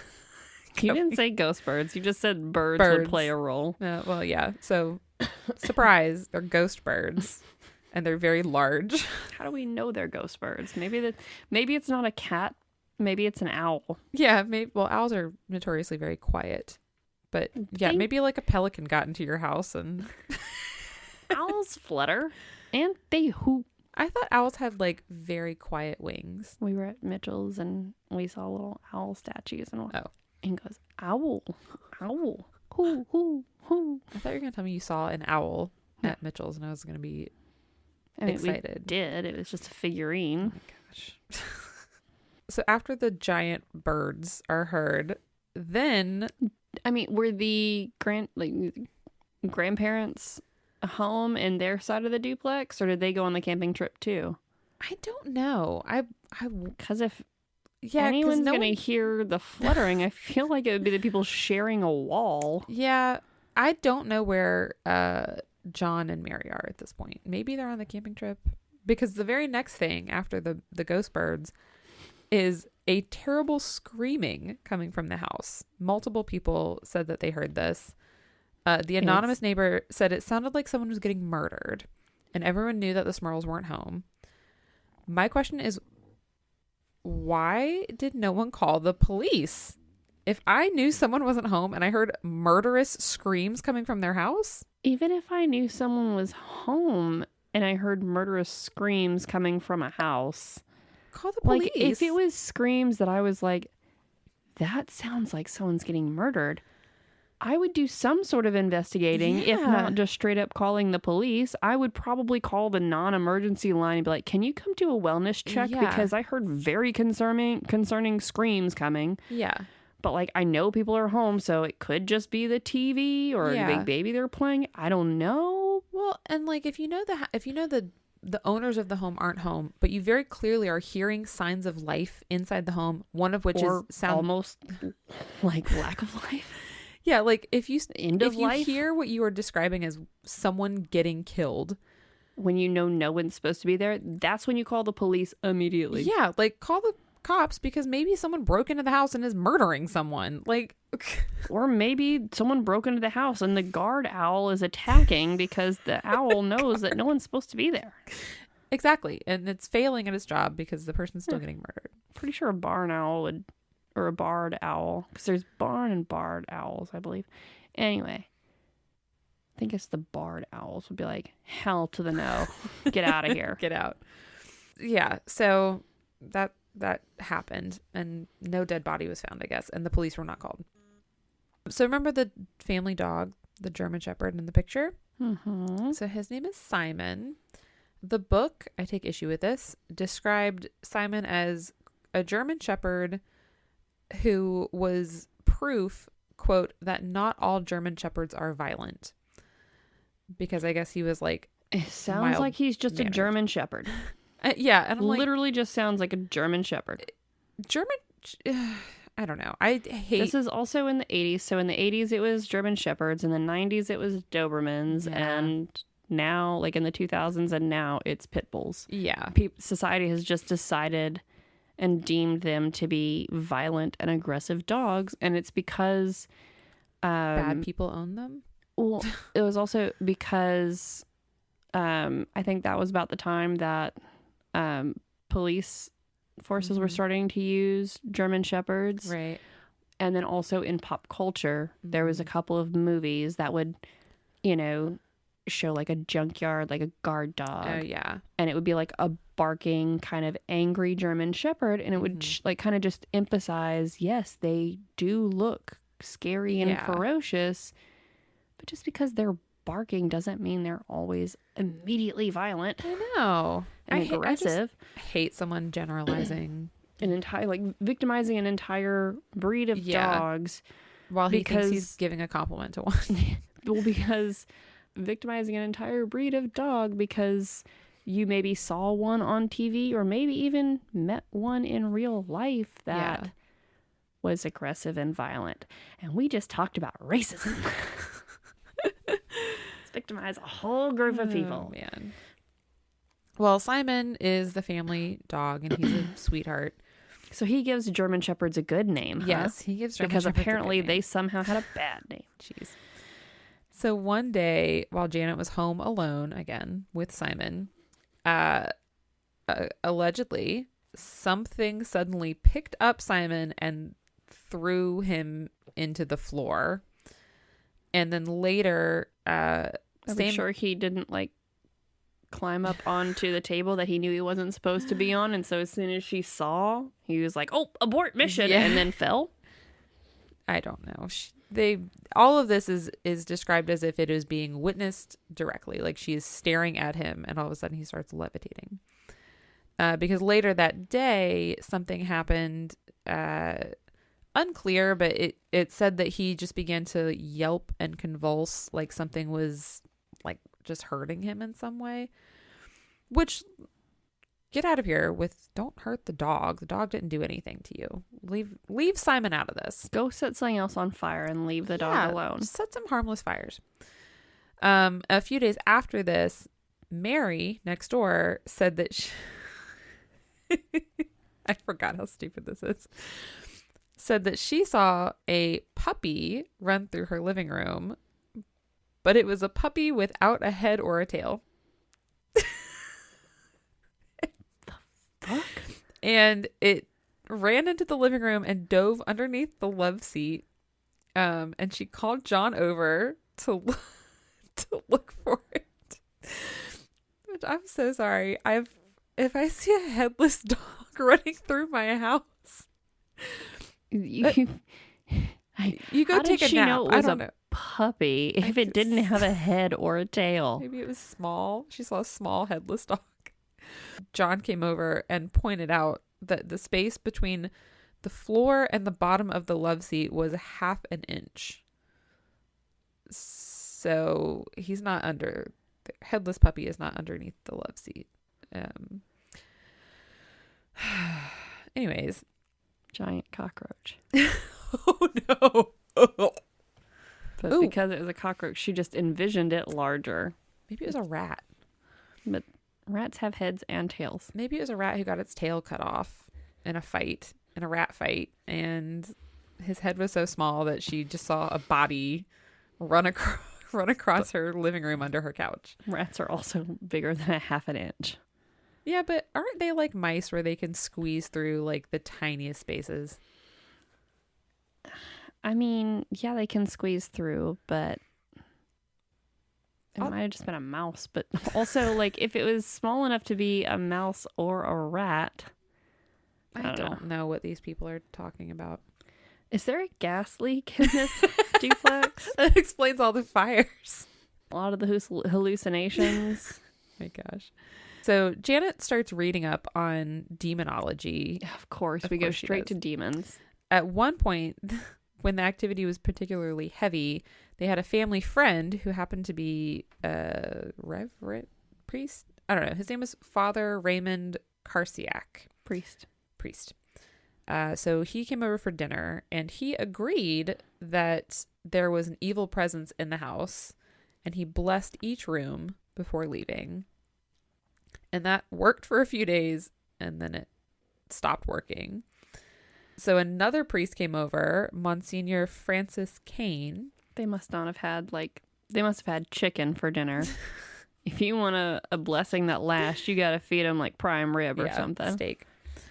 So the Monsignor also blessed the house with holy water. And again, it worked for a few days, and then it stopped working. So in January of 1986, a friend of Janet's gives her the name of a local professor who studied demonology. Red flag. And he, in turn, gave Janet the names of Ed and Lorraine Warren. Is this when you were like, oh, I don't believe anything now? Nope. Although I got skeptical because the Warrens.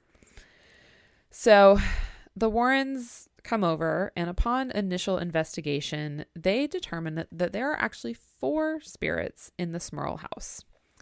The first one is an elderly woman who was non-violent but likely senile and or confused, which sounds terrible if you are stuck in the afterlife and still afflicted with your dementia.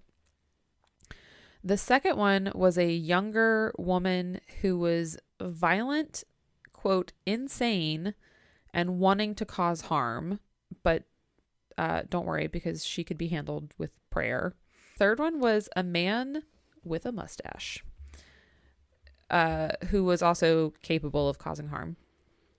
And then the fourth one, Katy, was a demon. Here to, quote, create chaos and destroy the family. Because remember, they're full of joy. Yeah. They hate love and joy, these demons do. So they come to destroy them. The demon would use it would use the other spirits to achieve this. I don't know how. He's just directing the old woman to, I don't know. They also thought that the demon had been in the house for a long time, and that the girls reaching puberty might have given it energy. I feel like girls in puberty is just demonic energy and girls going through puberty just kind of go hand in hand. Very similar energies. Yeah.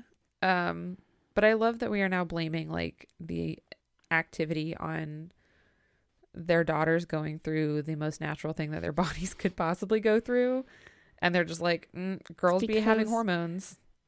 Girls and puberty and menstruation are all terrifying things to society, apparently. Oh my gosh. Don't we know it? They said that the Smurls' bedrooms were, quote, havens for the spirits. This is a fun thing. They used the closets to pass between the duplexes. So they had a literal doorway. Which I love the thought of a ghost that's I need to get to the duplex, to the other side of the duplex. I can't walk through this wall. I have to go through the closet. Excuse me. Like Narnia. I'll show myself out through the closet.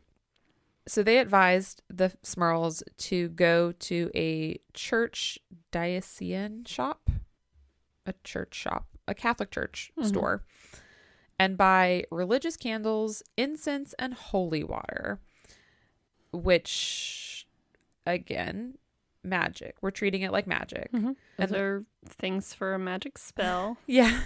And they also suggested that they try to find a priest that would perform an exorcism for them. In the meantime, the church does not want to help. I can't imagine why. There was one incident where Dawn, her makeup went missing, which I guess was a normal thing the ghost would take stuff and then get the girls to blame each other and cause chaos. And she's looking for the makeup, and she is convinced that the demon has taken it. And so she starts taunting the spirits, which this is the most teenage girl thing to do. Mm-hmm. She told them that she knew they had taken her makeup because they were ugly and they needed it. So why does she need the makeup? Like, why is she so upset that her makeup's gone? I don't know. I just love... Because if she's not ugly, she doesn't need her makeup. She can be like, oh, he needed it more than me. Oh, well. Oh, well. I just love the idea of getting so frustrated and be like, fine, you can keep it. You probably need it more than I do anyways because you're ugly. God, it's such a teenage girl logic. Okay. There was another incident when Janet was taking a bath. Janet takes a lot of baths, by the way. And I would like someone to point out to her that those are the most time-consuming ways of cleaning yourself. Please just take a shower. Also, as a mom, she's going to take a long time. If she can be like, all right, I can have a designated time to myself. Yes. I'm going to milk it for all it's worth. But if you are trying to tell me that your bathroom is haunted, which is what starts to happen, maybe stop lounging around in there naked in a tub. Like, there are faster ways of cleaning yourself. Because she's taking a bath. But not more relaxing. Well, the demon, started to, like, catcall her or, like, whistle, which... Or maybe her husband looking through the keyhole. Like, that's something my husband would definitely do. So she freaks out. She also, or I guess not her, Jack is waking up in the middle of the night and seeing two women in their bedroom who are wearing long dresses and bonnets. And then they would just walk into their closet and disappear. That is a hell of a nightmare to be having. Yeah. It's a boring sex dream. Speaking of sex dreams. Okay, I am going to skip directly to this part. There's so much in this that I was just like, I'm going to write it all down and then we'll just kind of pick and choose. We'll see how it goes. On June 21st, Jack has a sexual encounter with a demon. Is it a demon or a ghost? They call it a succubus. So I'm going to describe what happens because this is how the book made me find out. Jack wakes up from a deep sleep and he wakes up like in a panic. And there's a woman in his bedroom described as 65 to 70 years old, but she has the hot rockin' body of a young woman. Okay. So just an old face, I guess. She was very pale, but some of her skin was covered in scales and some of it was covered in sores. So a hot rockin' body, but also disgusting skin, I guess. I don't know. She had long, white, scraggly hair, red eyes, green gums. Eek. I know. And sharp, vampiric teeth. Does he really want to have a sexual experience with this creature? Well, some of her teeth are missing. Janet is not in the room. Janet had gotten up at some point in the night and gone to sleep on the couch. She probably woke up and saw this creature and was like, ooh, out. I'm going to leave. Yeah. Nope. So Jack says that the demon, quote, mounted him in, again, quote, in the dominant position, which tells me that they are having some boring sex if he thinks that's, anyways. Yeah, they are. He's like, a woman on top? Absurd. Dominant. So she begins having sex with him, and according to Jack, he said that he didn't feel anything other than panic and terror, that he was not sexually aroused, although obviously he was the implications that he was physically aroused, but then he said he didn't feel anything. Yeah, there was no physical, like, it sounds like a dream. It sounds like he thinks he woke up, but he was still asleep. Yes. And just having a weird sex nightmare.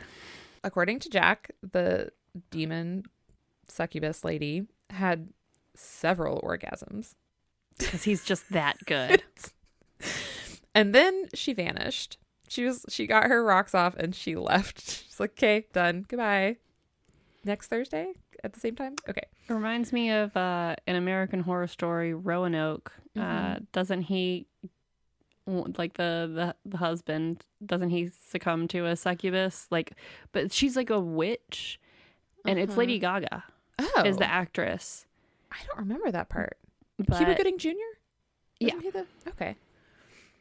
I think I gotta go back and rewatch. That's what I was gonna start rewatching. That one's a rough season. Like that one was rough. It starts out bad, like it starts out rough, and then it just gets worse. And you're like, ugh. The only time I ever watched it was when I was living alone by myself in a creepy old house, and I would like watch part of it and then be like, I have to go to bed now, I guess, by myself. Like geographically close to where this is supposed to take place, and I'm not okay with it. But I was going to start watching one of the seasons. I was just going to pick a season that I liked and start rewatching. And then I was like, you've been having a bad week. You're not in a good mental place to be watching horror shit. Why don't you rewatch Bridgerton? So that's where I'm at now. Okay, so after the succubus disappears, Jack said that he was covered in, quote, a sticky substance that had been... Not from him. Certainly not from him. No, because he felt nothing. He's a good Catholic boy. It had been, quote, emitted from the creature's vagina. Sorry. Also, his genitals were sore. He said like he'd been having a lot of sex. So, okay. So instead of rode hard and put up wet, he was rode hard and put up sticky. So weird. So he immediately takes a shower and gets rid of all physical evidence of a demon. Like, you have physical evidence of a demon, allegedly, and you were just like, oh, well. Let me get rid of that real quick. They're like, oh, wow, that's crazy. Did you save any of it so we could see? No, I washed it off immediately. And then he went downstairs and woke up Janet and told her what happened, obviously. The next morning, and this is the part of the book where I was like, I don't believe, I'm reading this as fiction now. This did not happen. The next morning, Dawn, oldest daughter, okay, they're at breakfast, they're having breakfast, and Dawn said that she had a dream about seeing an ugly old woman having sex with her dad. No, she did not. There is not a teenage girl in the world that would volunteer that information to their parents. So I'm like, absolutely no, she did not say that to you. That if you had a dream about one of your parents having sex, it didn't matter with who. Yeah. You would try to forget that thought ever entered your brain. You would certainly not tell that parent. God, no. I had a sex dream about you. Absolutely not. No, absolutely not. You would never say that. You would be trying to, like, dip your brain in acid. Yes. Before admitting that to another living soul. Exactly. So at this point where they're like, and our teenage daughter told us that she had a dream where she saw Jack having sex with a... No, if anything, your teenage daughter heard you showering in the middle of the night and woke up and then heard you waking up your wife to tell her about your crazy sex dream. And she's like, well, I'm going to mess with him. Yeah. I'm going to say, like, now that I know the details of his weirdness, I'm going to be like, I had a dream that this happened. And like really make him think that this actually happened. Yeah. That is a much better explanation for if she actually said that. It's because she overheard it and was like, I'm going to mess with their pits. So this is the point where I'm reading and I'm like, well, I don't believe anything anymore because checked out now. There's absolutely no way that your daughter said that. So the Warrens, after this happens, the Warrens finally got a priest to agree to do an exorcism on the house. And his name was Father Robert F. McKenna. He had performed, quote, more than 50 exorcisms, of which 20 were successful. Not a good 40% ratio. Is not a great success rate. And then this is a quote in case you needed a physical if you wanted to imagine what Father McKenna looked like. This is a quote from the book. His large powerful hands reflect his inner strength. What now? You know what they say about large hands? And inner strength. I have big hands. You have an enormous inner strength, as is reflected in your hand size. Yeah, I do. Is that the only thing big about you? Also, your inner strength is big. Okay. Like, I don't know what the that quote means. Nope. His large, powerful hands reflect his inner strength. So he comes to the house. I don't know what mass consists of, because I don't think I've been to one. It said he performed mass or said mass or did mass at the house, and the exorcism appeared to be successful. And then he blessed a bucket of water and left it with them and was like, here's your bucket of holy water. But this didn't work. Immediately, stuff started happening again. Karen got really sick and ended up having to be hospitalized, which, again, could be anything happening. Janet would wake up with gouge marks on her arm, which is probably from her husband having night sex terrors. So he's like gripping her, like reaching out and gripping her, like, stop riding me, devil woman. Stop having so many orgasms. Like, I know I'm good, but God. I just gotta love that male ego. I know it. She had multiple orgasms. I didn't feel anything because I'm a good, pure Catholic and she was not my wife. However, like, I'm still that good, even when I'm not trying. Even like, when that's I'm not how trying. Good. Like, I've got to get that little ego nudge in there. Yeah, which I would also like to take the opportunity to say, no, she did not. That dream succubus, no, she did not have multiple orgasms. She might have had one and made you believe that she had a few more. Another thing that happened after the exorcism was a 3-foot tall incubus, so the male version, with a, quote, gelatinous coating covering its gnarled body, materialized in the bathtub while Janet was taking a bath. 3 feet tall, just miniature. I don't know what else he looked like. Slimy. Succubi and incubi are like, they're supposed to be like notoriously very beautiful, right? I guess. So like they're supposed to be alluring. Well, he had a gnarled body, which is not an incubus. or that could be they're really turned on. These people are turned on by yucky. Gnarled body could be like a scarred body. I don't know. Like, gnarled, or was he gnarly? It's a gnarled body.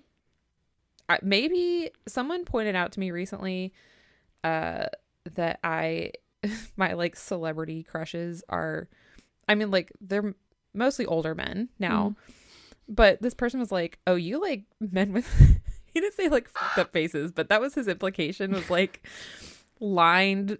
I was like, I mean, yeah, like men in their like late 40s or 50s, like who have like wear and tear on their like weathered kind of. Yeah, they've lived a life. Yeah, like Pedro Pascal is who I was currently looking at. And I think we were talking about Dermot Mulroney, who has somehow just ended up being a constant theme in my life. You're welcome. And I was like pointing out, I don't think he looks great now. I think he's not aging well. But I pointed out another picture. I was like, see, this is like good. And that's when he was like, you really like men with like weathered, beaten faces. And I was like, yes, I do. Correct. So maybe Janet is into like a weathered body. A gnarled body. And short. A short 3 foot tall. I'm hoping he was like proportionate, like just a miniatured.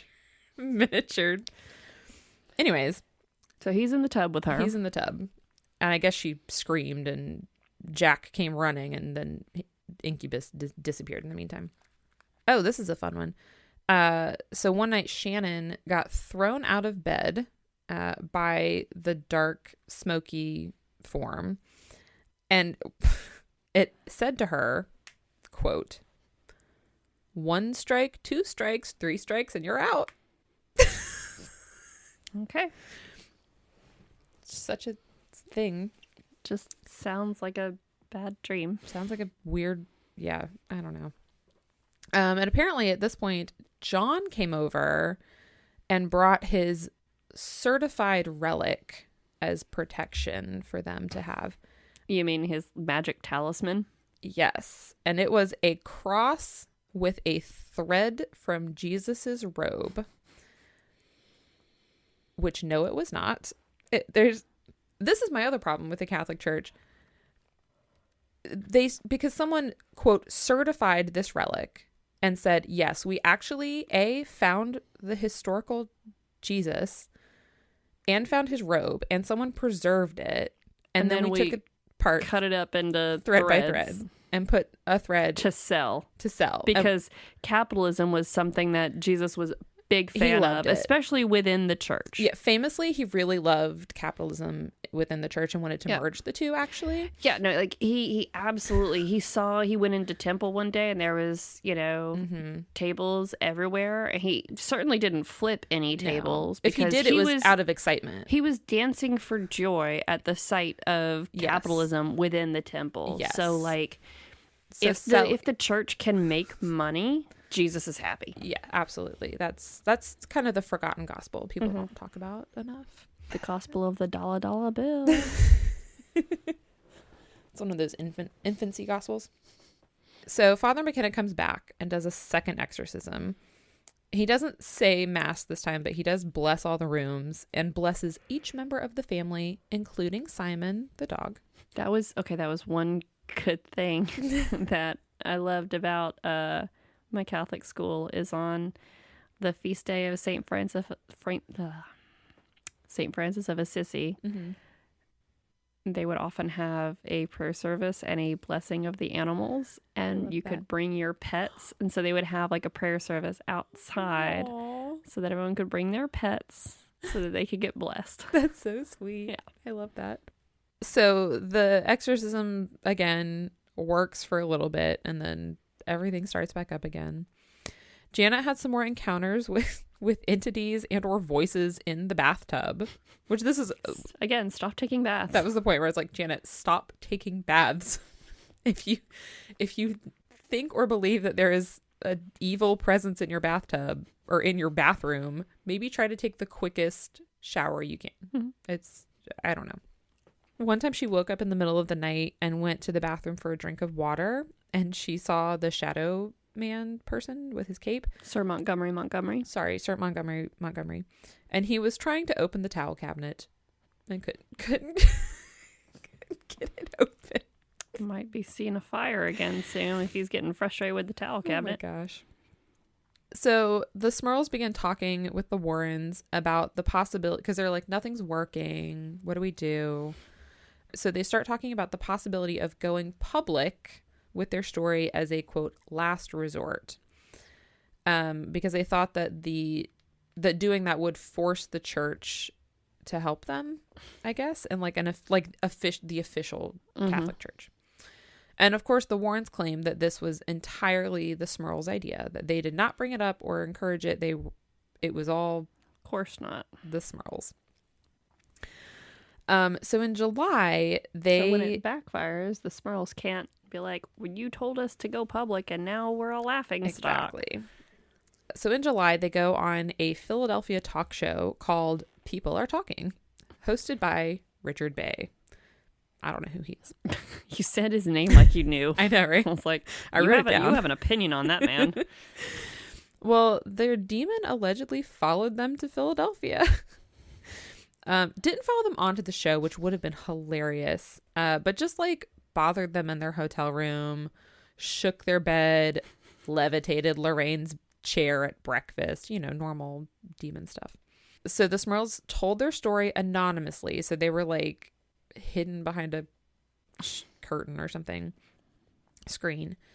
John and Mary, who had stayed home, claimed that during their televised interview, there was a lot of activity in the house. One of which I didn't mention, was banging inside their walls. They heard a lot of banging, and they said it was just like super loud and super like violent during the time of their interview, which sure it was. So several days after they returned, activity is like worse. Janet was levitated out of her bed and thrown against a wall. at one point.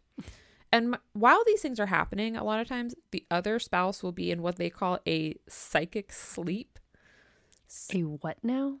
Okay, so what they say is that the demon has caused their spouse to go into a deep, deep sleep where they can't be awoken. And while they put the one spouse in that deep sleep so they can bother the other one and they can't wake them up. Which I'm like, that's so convenient. How convenient. How convenient. Yeah, no, this is fiction, and that's just a plot device. Yeah, it's a very convenient plot device.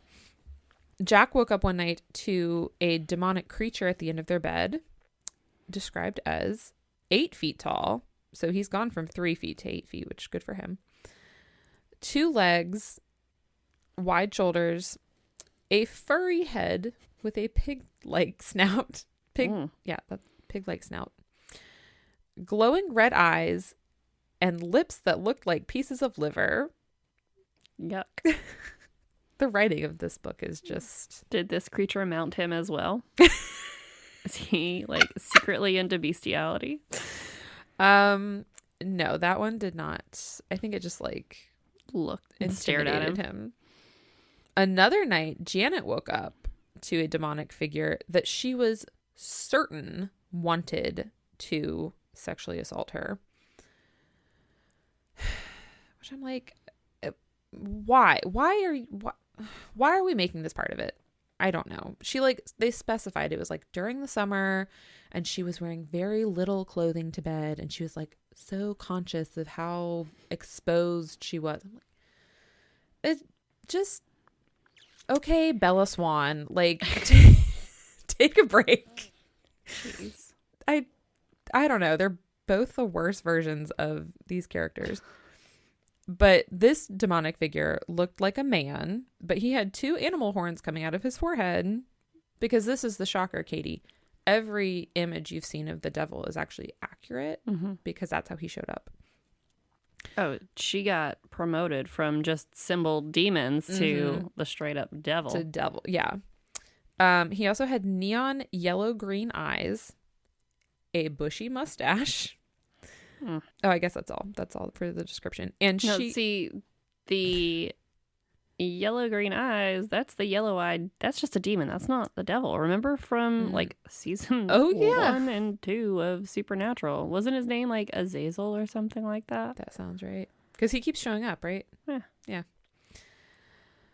Well, he grew a mustache and went to try to get lucky with Janet. But according to her, she managed to say the Hail Mary and throw holy water on it, and it went away. Because again, magic spell. Good thing they had that bucket of holy water. I know. So she said a magic spell, and she threw some magic potion at it, and it went away. They decide that they're going to go public again, and this time they're going to reveal their names. Shortly after they make that decision, Jack sees his furry again. This time he says that he has legs like a horse.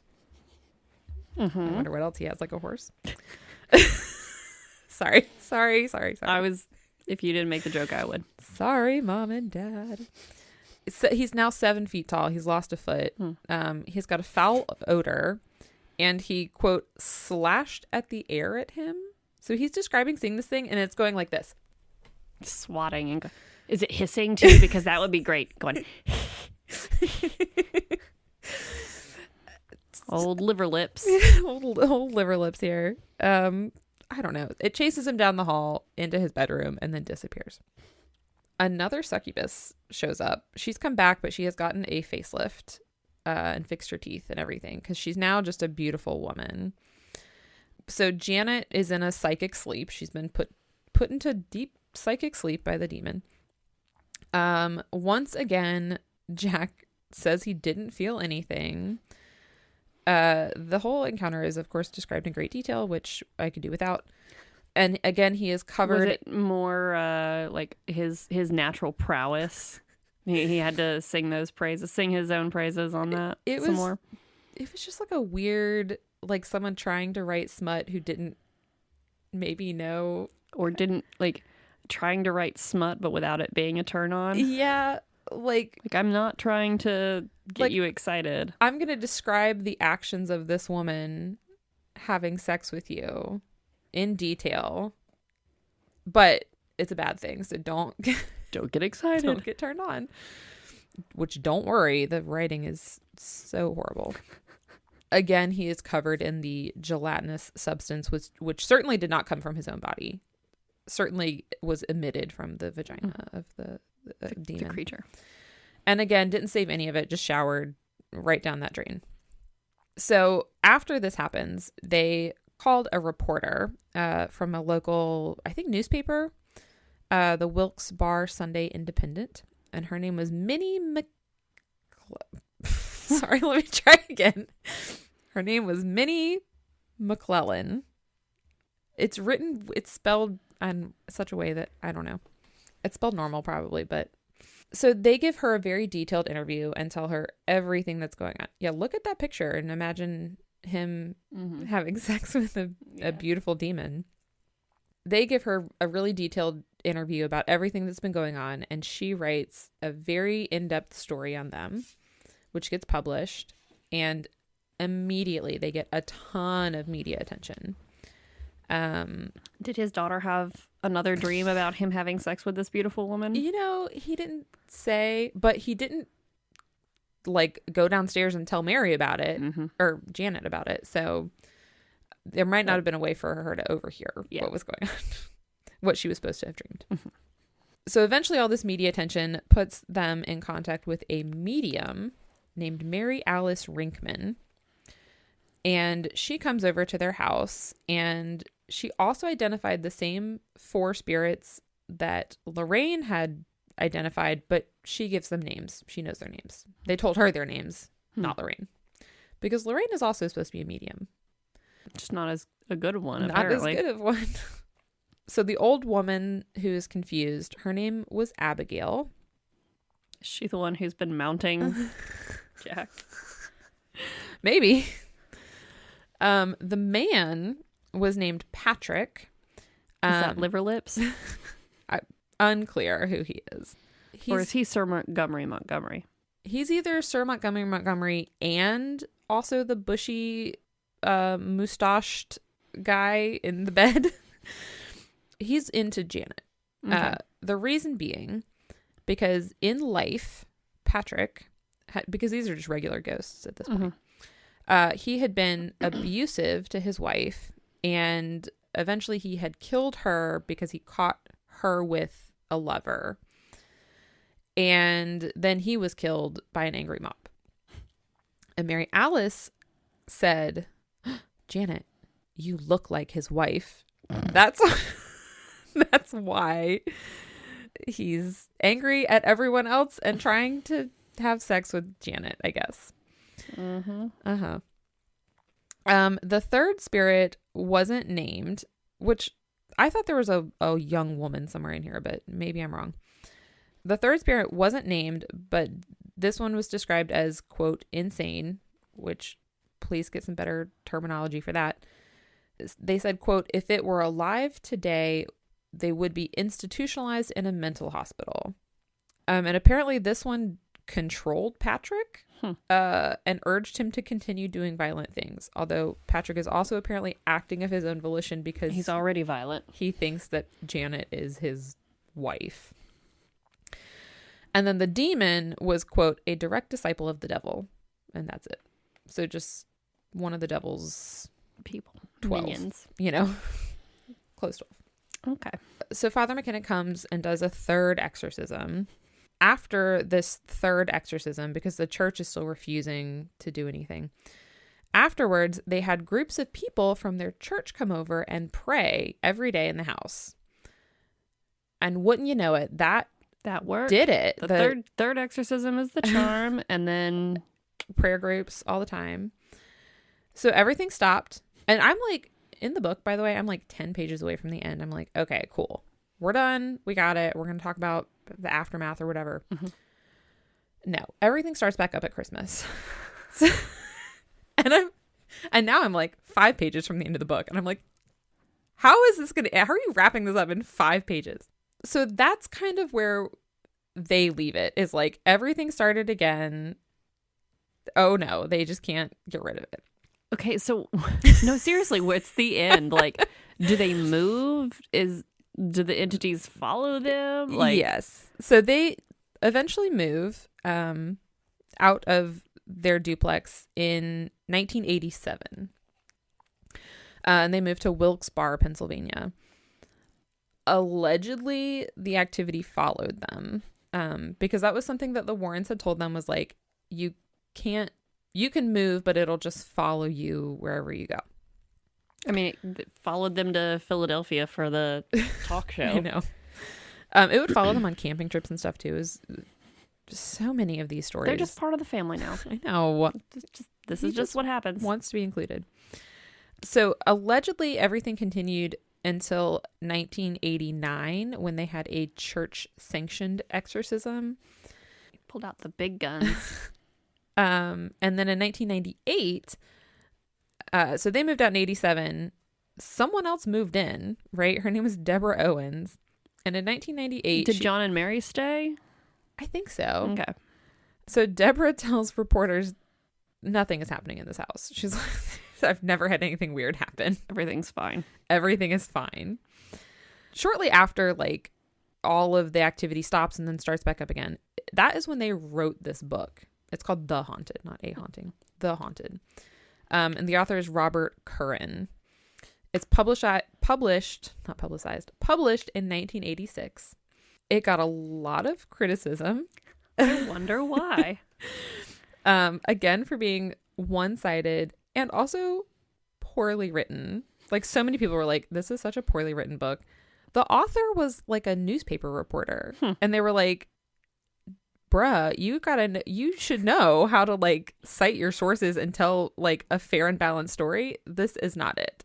He can write articles, maybe, not full books. Yes, I can attest that the writing was atrocious, not good. In 1991, they had a made-for-TV movie released by 20th Century Fox, also called The Haunted. It was co-written by Robert Curran, the author, the Smurls, and the Warrens. So, like... We have to watch that. I know. That's what I really want to see.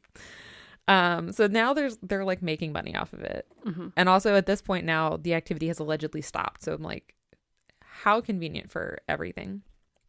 So a lot of people have publicly criticized this whole thing. These are going to be people who are, like, active in paranormal research, the church, and also like psychologists have all commented on this.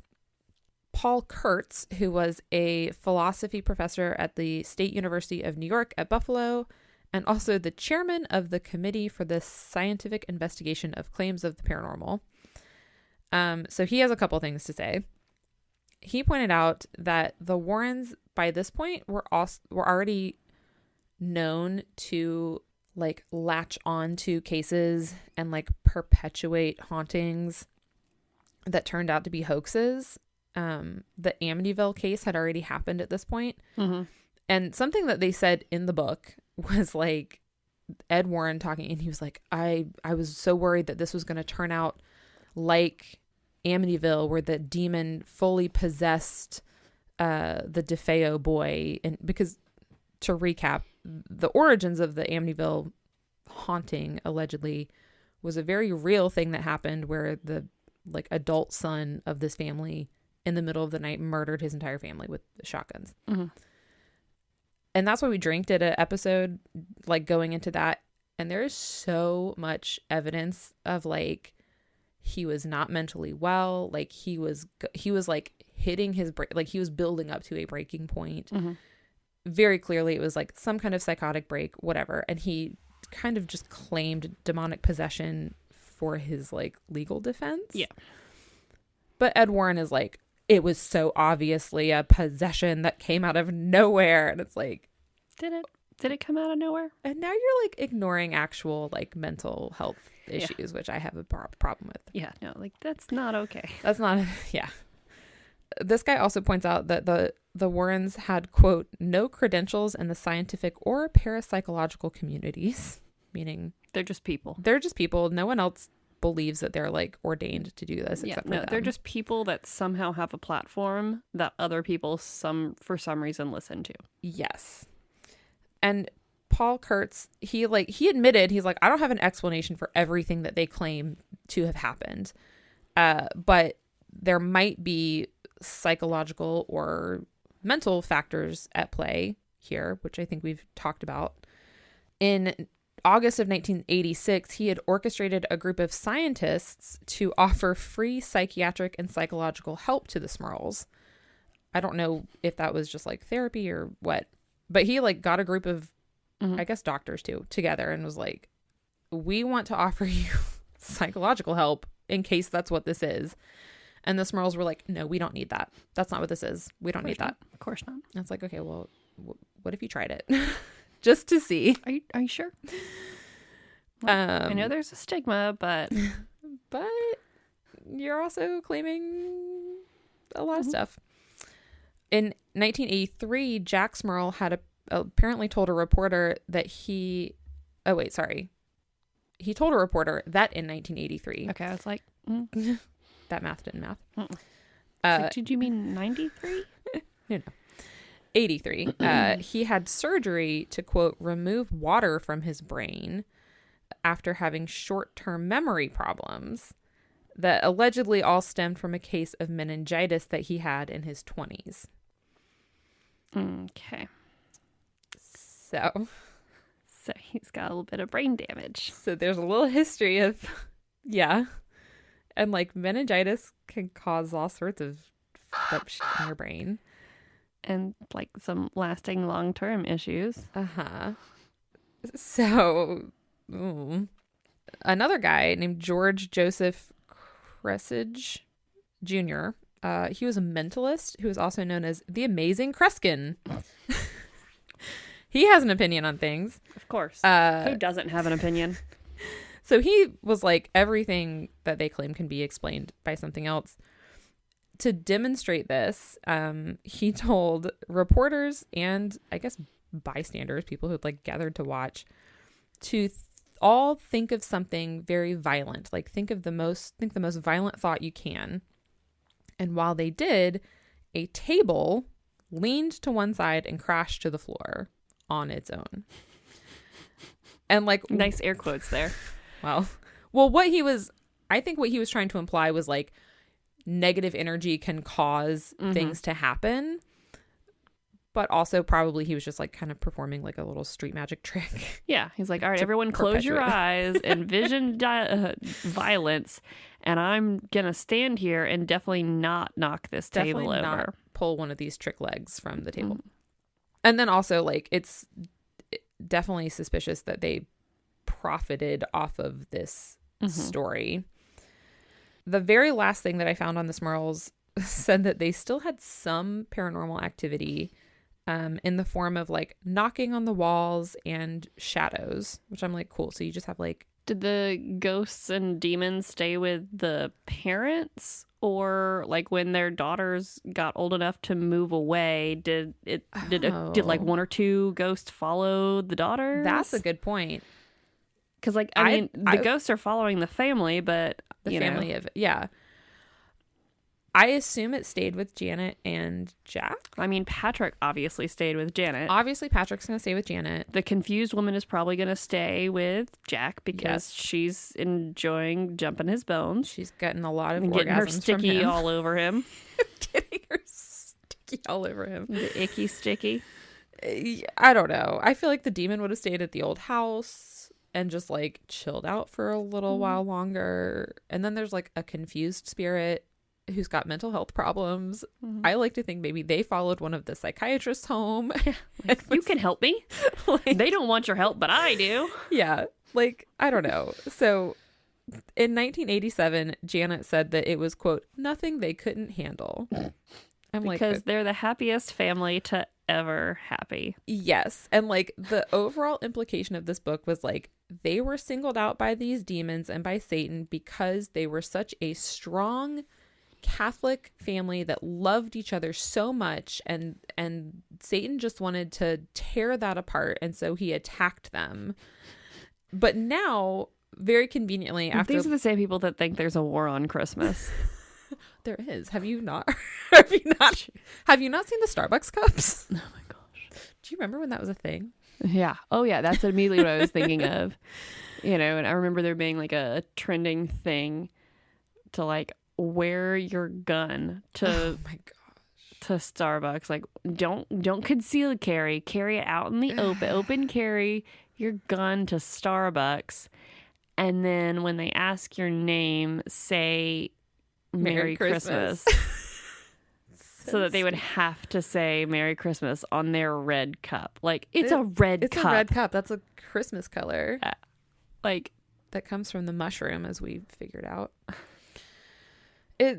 Yes, these are probably the same people who think there's a war on Christmas, that the Christian church is persecuted in America, that, you know, people are trying to take God Bless America off of money. I mean, there are Christian churches that do get blown up and shot up in America. I mean, those are all black churches. I was going to say, those are all definitely religious crimes, not racial hate crimes. Not racial. No. It has nothing to do with race. It's these are just Christians being persecuted. I would not be surprised if at one point, and I don't want to like disparage the dead, because my next point is that Jack Smurl died in 2017 at the age of 75. This is the one sweet part. He was a year and a half short of he and Janet's 50th wedding anniversary. And apparently on his deathbed, or sometime right before he died, he said his biggest regret in life was that he didn't reach 50 years of marriage with Janet. That's sweet.